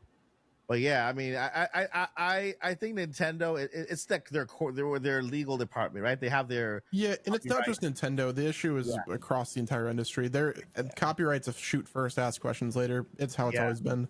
Until YouTube has a system to like have the appeal process be like like, hey, this is like if you appeal, then the video should get restored. That's how that should be. But no, it's like, hey, we're gonna shoot you first, and then tell me why you're not in there. And then the other thing is kind of like, what I really need people to understand is that Nintendo is like any other corporation. You got your devs who all they care about is the game and they work on the game, they work their hearts out, and they have to have a legal team. Yeah. When you're that big of a business, Mike, you'll find out when you get to 20 billion subscribers and everything, you have to have a legal team. Yeah. If you don't, because that's just the state of the world that we're in, is you can get sued for breathing the wrong direction. Okay. Yeah. So they have to have a legal team. And I don't think the legal team doesn't necessarily talk to the dev team or talk to probably doesn't talk to the marketing team, who probably doesn't talk to the guy that just sorts the mail. You see what I mean? So I don't think the legal team always understands that. No, this is stuff that our marketing that we release, that this is okay. And they're just like, we see Link in the new outfit. That's Tears of the Kingdom. Strike it. So I don't think Nintendo, that they realize. There's like with Nintendo, there's like the Nintendo of America that you can get strikes from. There's Nintendo Japan. So you're dealing with both of them. Like that. I used to get. And then there's different footage sometimes between the different ones. Mm-hmm. Yep. Yeah. So it's a jumbled mess for sure. Well, it all ends tomorrow night at midnight, and hopefully no more copyright strikes for people gonna try to talk about Tears of the Kingdom. It's all gonna be out there finally in the air for everybody to see. And so not to be that guy, real quick. Yeah, go ahead. Why you gotta be that guy? Are we gonna get DLC for Tears of the Kingdom? I know the game isn't even out yet, but like, you mean like day one? No, I'm talking like not day one. Like the two DLCs that we got for Breath of the Wild. We got I think we will. You think so? We will. Yeah. I think it'll be a waste if they don't. I mean, Tears of the Kingdom is already going to be insane. There's already going to be like a billion different things to do, but like there's also a billion things they can add. Yeah. Like there's so much that they can do. There's so many different places they can just create and add. There are enemies they can create and add. Mm-hmm. And so I feel like it would be a massive waste. And this is the same thing that people say about Legends Arceus. Massive waste to even get DLC on that game. Yeah. Like I get it's no Tears of the Kingdom, but it would be a massive waste. Hey, it's Pokemon. It's Pokemon. It's bigger. Pokemon is everything. I mean, we know this. a brand new concept of a game, and they don't even add DLC to it. Well, they technically did. It was just the like bigger alpha event that happened. So it was like a little mini. Yeah, that's the thing. Is it was such a small like update afterwards that you got that like. Oh, the outbreak was that even like a DLC, or was that just like, hey? It was basically update. their version of it without officially calling it a DLC. Yeah, but it was like their. Yeah. There was like the mass outbreak event where you can.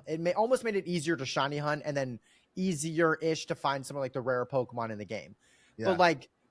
Again, similar, both games, the potential is so there, and it would be a waste if they didn't, because there are infinite possibilities for them just to add stuff. So I would be shocked if we didn't. Yeah. As to when, I don't know. And let's visit this conversation after everybody has played the game, DLC, because it'll open an entire new world of possibilities. When it comes to DLC, what the game currently has, it opens an entire new world of possibilities. When it comes to, let's talk about this next. Bring that question. That's your question, Wes. Got one more. I'll put that on my note. One last thing. I still write things down. Yeah, go ahead. Metacritic score. What are your guys' predictions? There you go. Metacritic 95. I would say a 96. I'm thinking 97. I was gonna say 97. 97, like Breath of the Wild. Yep. If not higher, honestly, based off of the footage they've shown. Before I answer, have they ever given a game 100? No. It's No, very. Well, not a Zelda game. That's not thinking. I think Ocarina of Time still has the highest. It's like 98, right? Yeah. Oh yes, Ocarina of Time is okay. Just so to put this into perspective, when I was growing up, Ocarina of Time is what newcomers or people who are newer to the Zelda franchise in general, that's what Breath of the Wild was for them. Yeah. Mm-hmm. Ocarina of Time was a game changer for us. Second best. And Zelda it changed game the of day. industry. Yes. Yeah. It's the second best. I thought it was the first best, and then there was Twilight. No, Twilight Princess is the first best. I think Breath of the Wild is the first best. Now it is. Yeah, now, but Yeah. but before it was Twilight Princess, because I think Twilight Princess was at 11 million ish. Yeah. Wes, Dang. correct me. I just Yeah. meant my personal opinion. I thought Breath Oh. of the Wild was Oh one. yeah. I wasn't talking about sales or something like that. I just think it's Breath of the Wild, Ocarina Yeah. of Time. Breath of the Wild goat for sure. Yeah, and then Ocarina probably of Time, Wind and Waker. then Majora's. Oh, I said Wind Waker, but I think I'm unpopular in that. No, Yeah. a lot of Wind Waker, I put it right next to Majora's. I could flip those. I can That's flip fine. all three, honestly. Yeah. Depends on so how good. nostalgic I'm being. I want to go with Mike, you would love what Wind Waker, Mike. You would love it. I'm gonna go with Breath of the Wild, and then after that, Link's Awakening, and then after that, A Link to the Past, and then after that, Zelda, the first one, because that's all the ones I played. Where's Ocarina? How dare you? I started playing it, but I haven't completed that game yet. What? Okay, that's required reading. Yeah, Yeah, that's your homework, Mike. After Tears of the Kingdom, I'll go jump back to Ocarina of Time. Promise. Okay, that's a fair. throwback. Yeah, Vandy, man. what do you think the highest rated Pokemon score is? Um, That's got to be in the upper 90s. I'll 89. say Arceus. Oh. I'm gonna say Arceus at 93. What if I told you it is Arceus? That is the highest level one. It's gotta be. There is not a Pokemon game at all that is even in the 90s. Yep, I figured that. The highest it has is 83. Huh? Oh, Those got to be haters. Wow. You have to take into account the critics. I Some of mean, them- yeah. some of them, they look at Pokemon and they think about kids. They don't think about adults and the general gaming. Well, they think about the same format and like you Yeah, know, yeah. It is a Formula. pretty similar format, which is why Yeah. Legends Arceus, not a similar format at all, has the highest rating. I thought it'd be higher than 83, though. Maybe I'm biased. 83? 83, Hot dang. 83. Yeah. I think the real highest quick. behind it. The highest behind it is Pokemon Snap, Oh gosh. The original one or the one for the Switch? the one for the Switch. Oh my gosh, that was not a good game. No, it was a good game. You just don't appreciate Snap for what it is. It's the same thing over and over and over again. You just get into a cart and you just take photos. Yeah. This is That's the whole game. You're telling me that's rated higher than like Heart Gold and Soul Silver, the original Pokemon game, Diamond Okay, and Pearl? it's not okay. It's not on there. This is like specifically to like the Switch games, from what I can see, and like iOS. okay. iOS. It is the Switch effect, though. Yeah. Yep. It was a beautiful game. It looked pretty. Yeah. Same thing over and over and over again. I like when the flying saucer went up and then disappeared and then it came back down and then It is the best graphics for any Pokemon game we've gotten on the Switch. It is, Period. yeah. Like I like not it. even contestable. No, it has to be though, because that game's all about looks and pretty photos. it is, yeah, photos, yeah. Wait a minute, though. Y'all correct me if I'm wrong, because you guys are like my Pokemon gurus, so you got to help me out. From what I understand, when it comes to Game Freak, aren't they kind of locked into this like ridiculous contract where they have to release something every 3 years or something like that?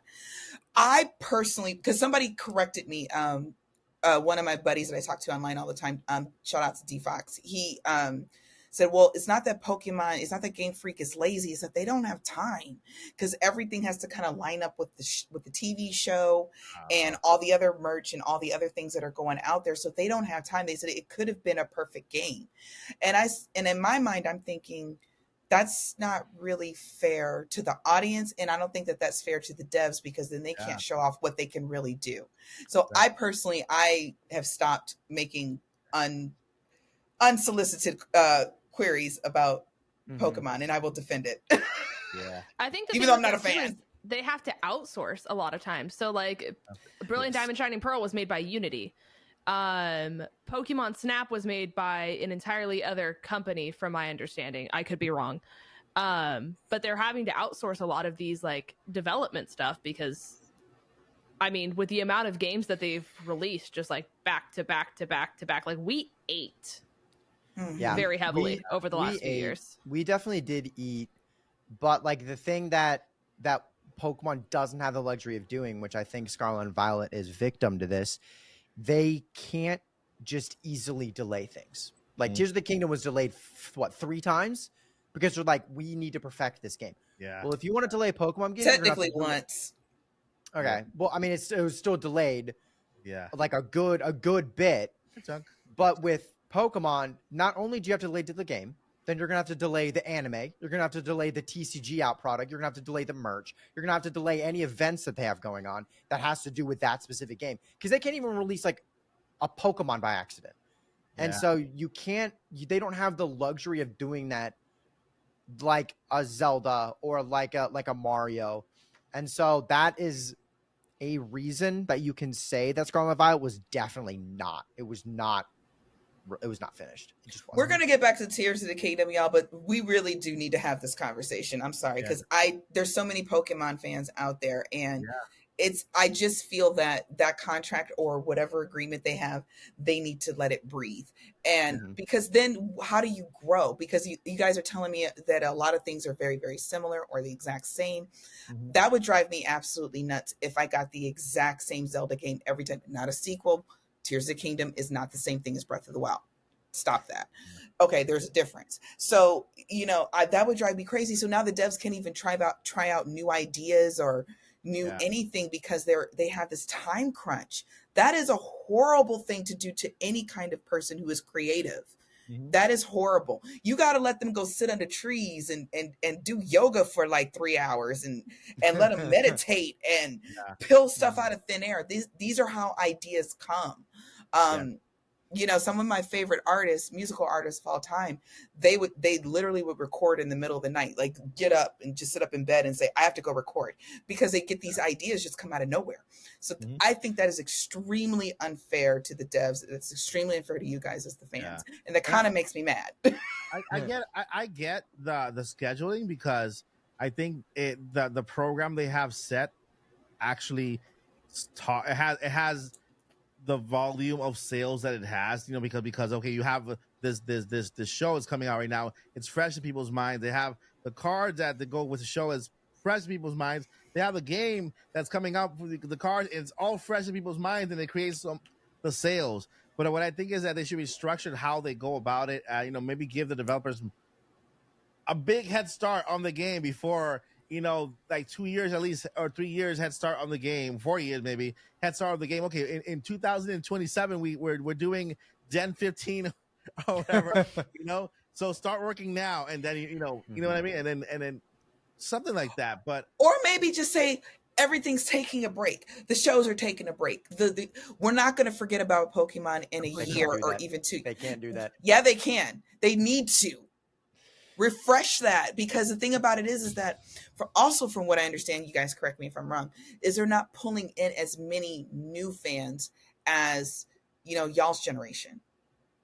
I think it's probably a little bit harder because our generation was just cable TV, watch the cartoons, watch these people. Then I want to play with the cards, and then I wanted to everything pointed to each other. Like if you experienced the show, you then wanted to buy the cards.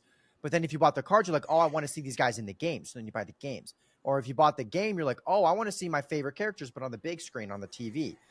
And I just feel like that effect's kind of gone now. Like I feel like people don't watch Saturday cartoons anymore. And I barely even did. That was when I was very, very young. Yeah.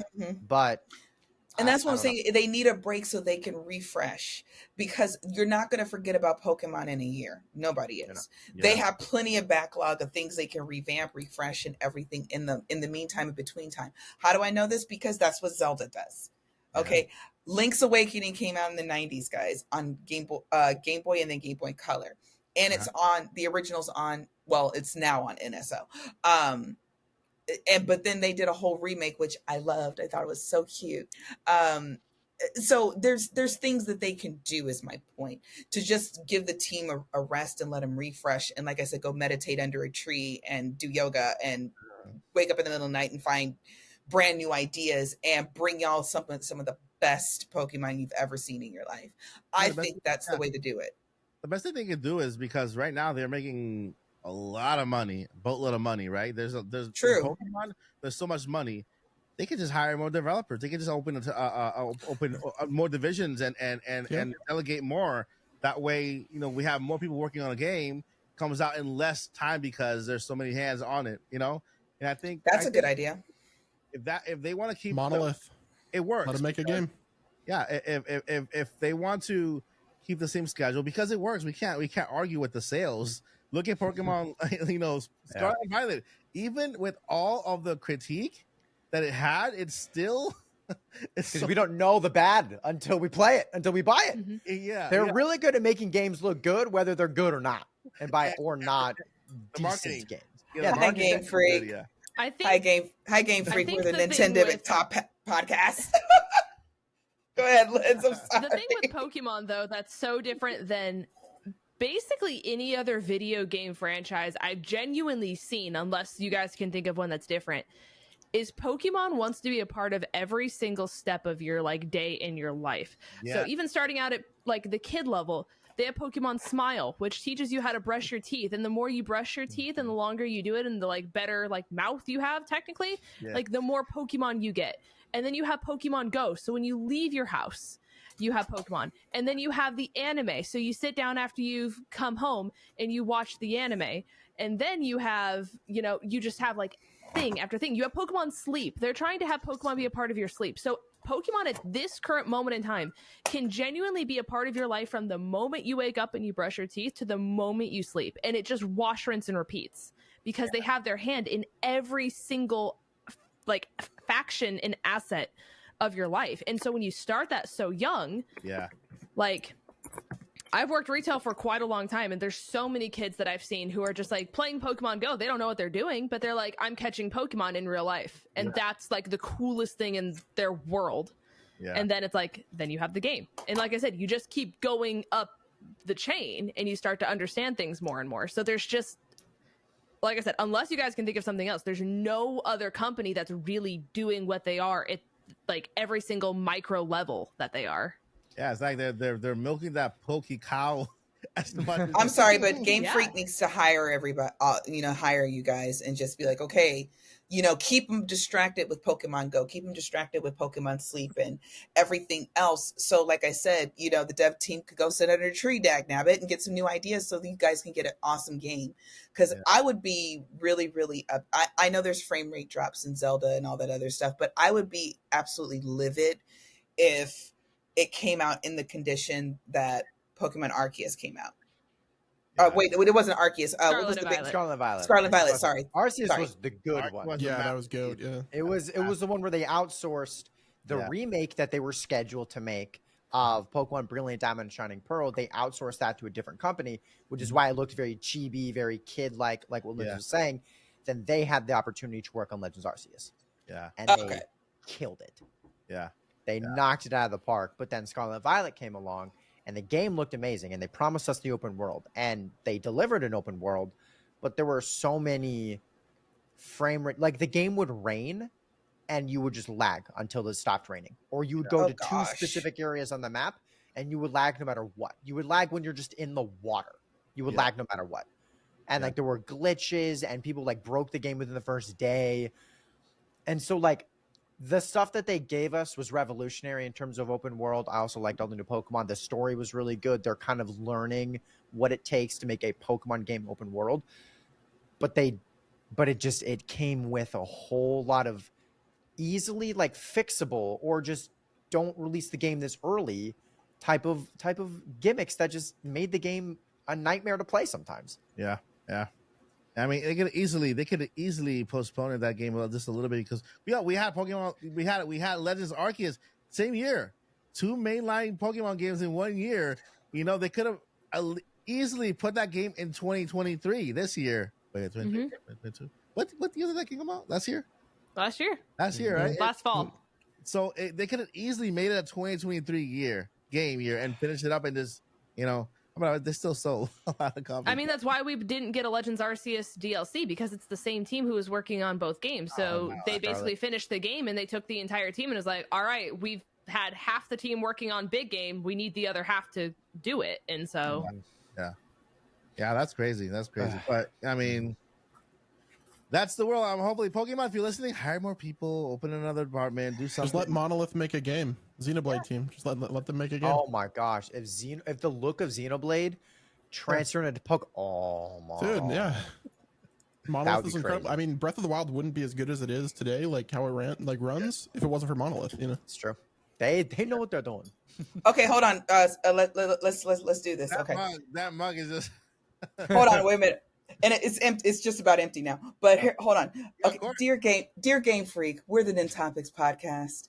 We have Linz and Vandy, beautiful, beautiful people who really, really enjoy Pokemon games. Please hire them because they have good ideas. Okay. They do. All right.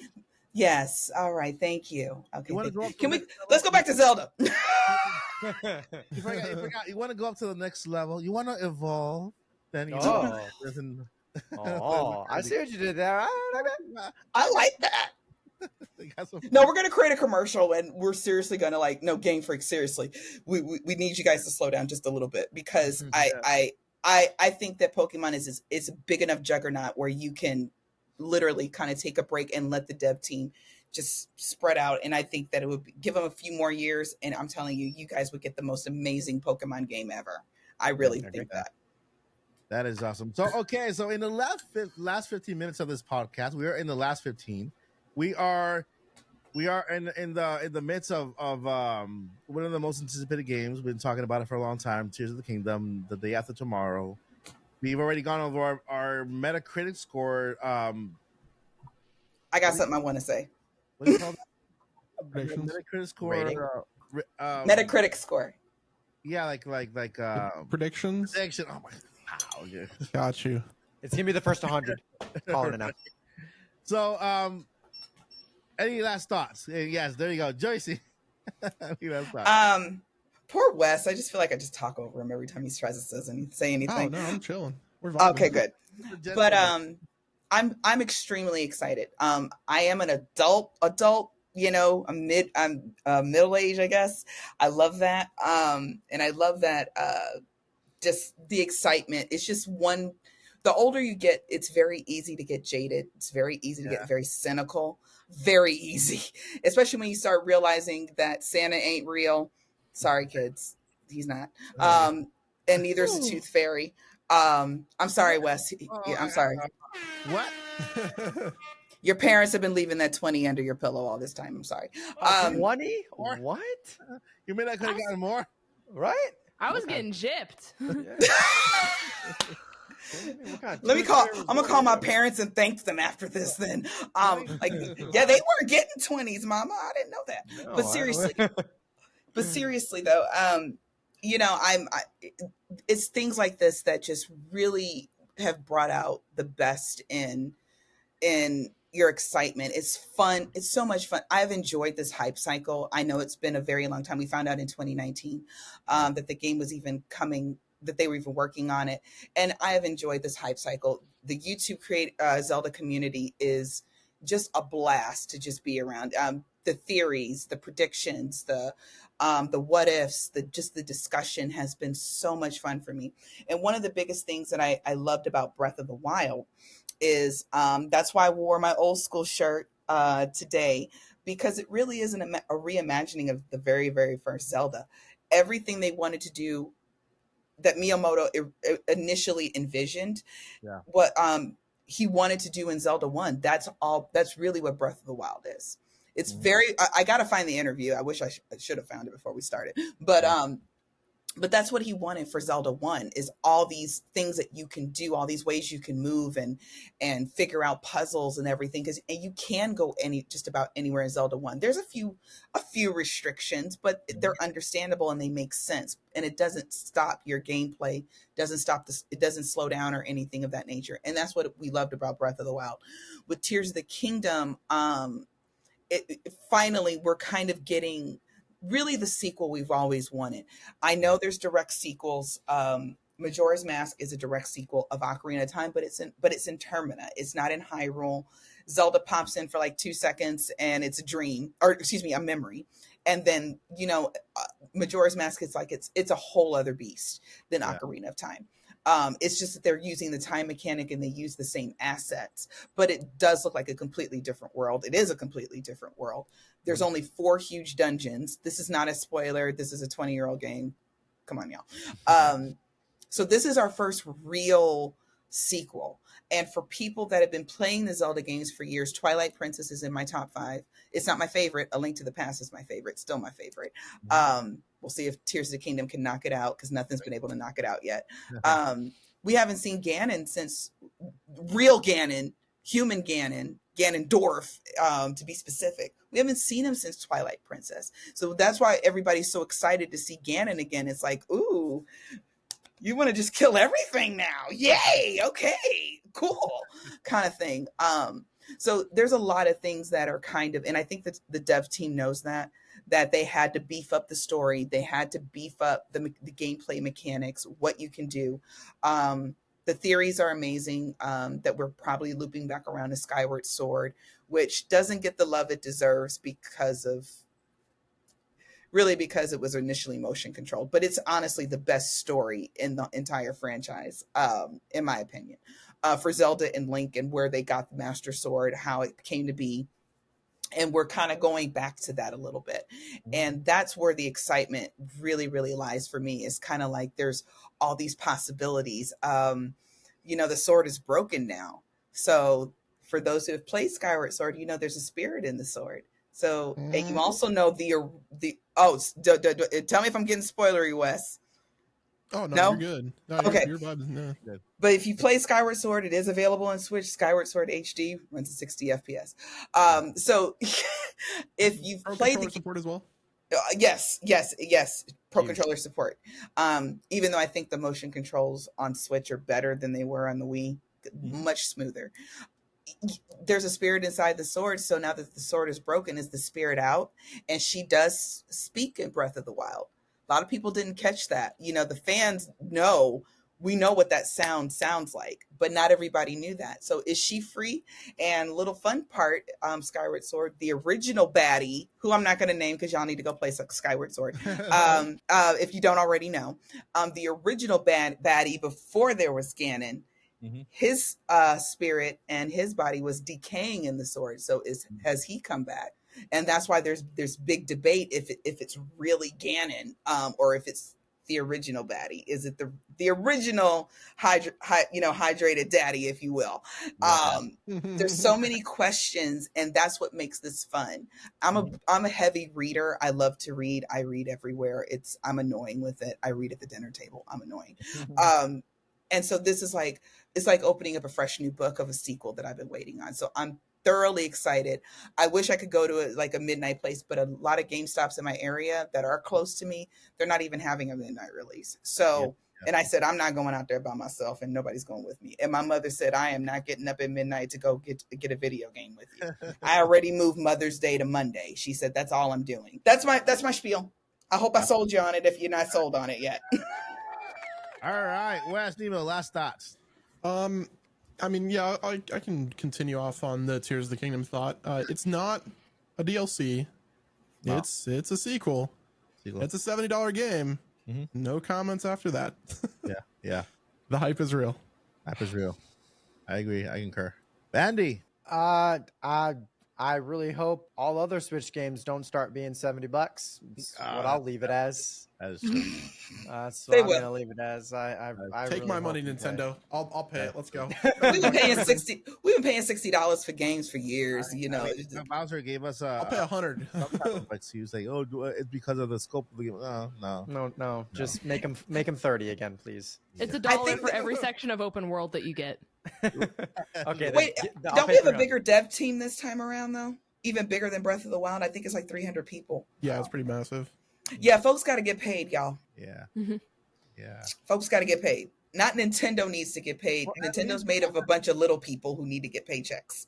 At least you got those vouchers, right? That make the games $50, which is not too bad, right? True. Yeah. Exactly. $4. Lynn's last thoughts. All right, in regards to Zelda, I've decided I'm going to change my score because as someone who has never played a Zelda game, Yeah. well, I've played like the first 3 hours of the remake of Link's Awakening, but after that, that's about all I got.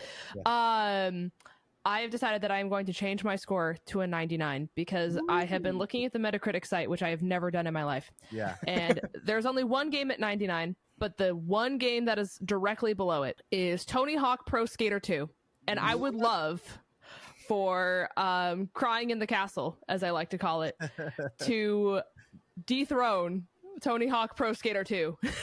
Who's number as the one? highest Ocarina of Time. There's no game to get 100, but in order descending is Ocarina of Time at 99, Tony Hawk Pro Skater 2, Grand Theft Auto, and Soul Calibur.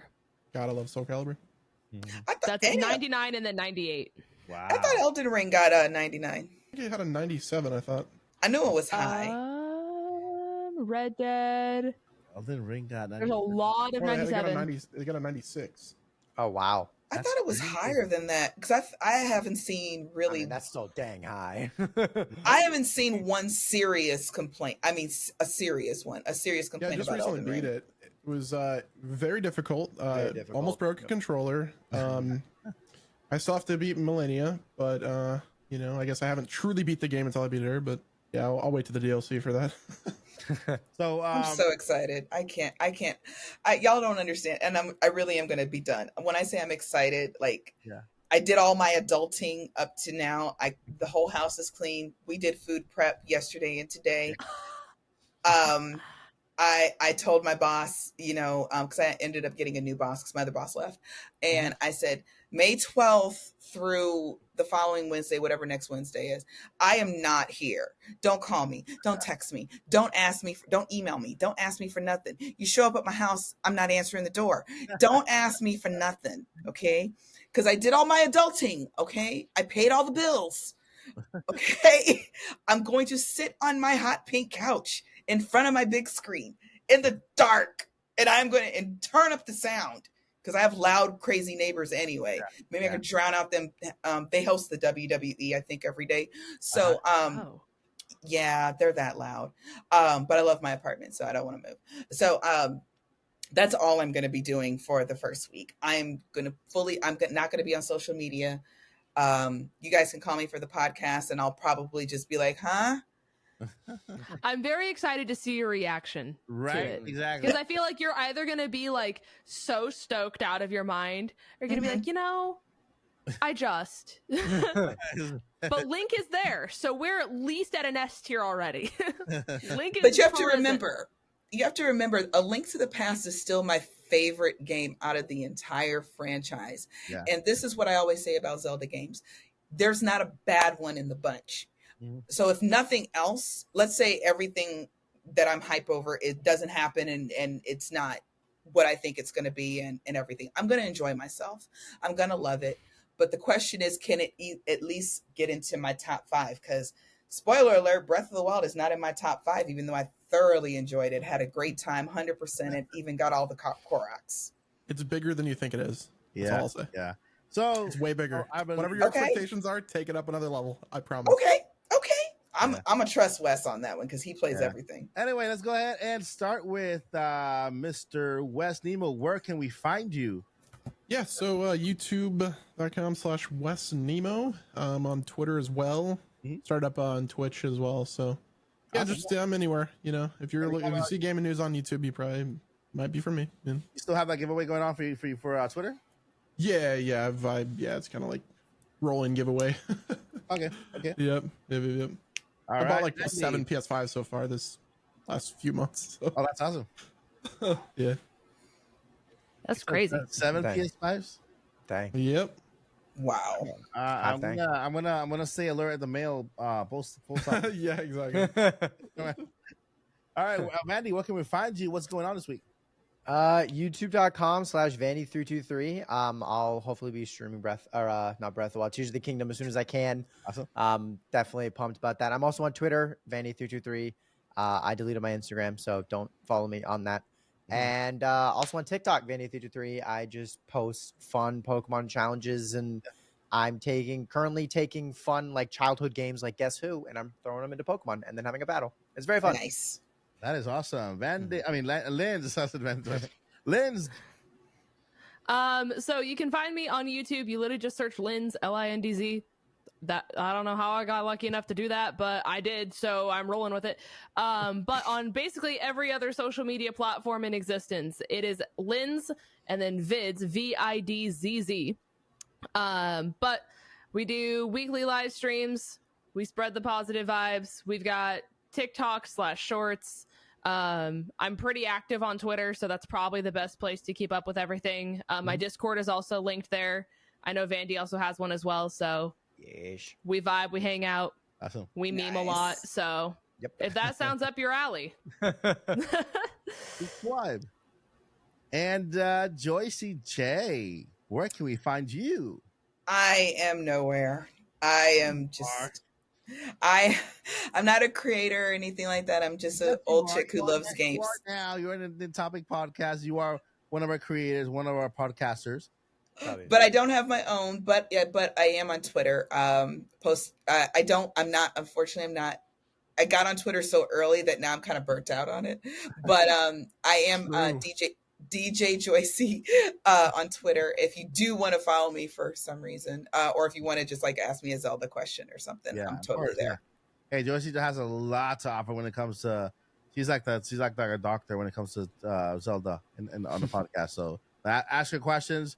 Do what DJ Joycey? I like that DJ because I am DJ Joycey because I'm a big music person. Going to a concert next month. I'm so excited. Nice. So you got that there, and you can find me at Mike Odyssey on YouTube, and Twitter also at Mike Odyssey YT because somebody took my name. Anyway, also on Instagram. I don't do much on Instagram. I'm trying to find a way how I can post with one place and just have it go everywhere. You know, that way I don't have to go to the Facebook side because I'm not that crazy about the book. You know, so.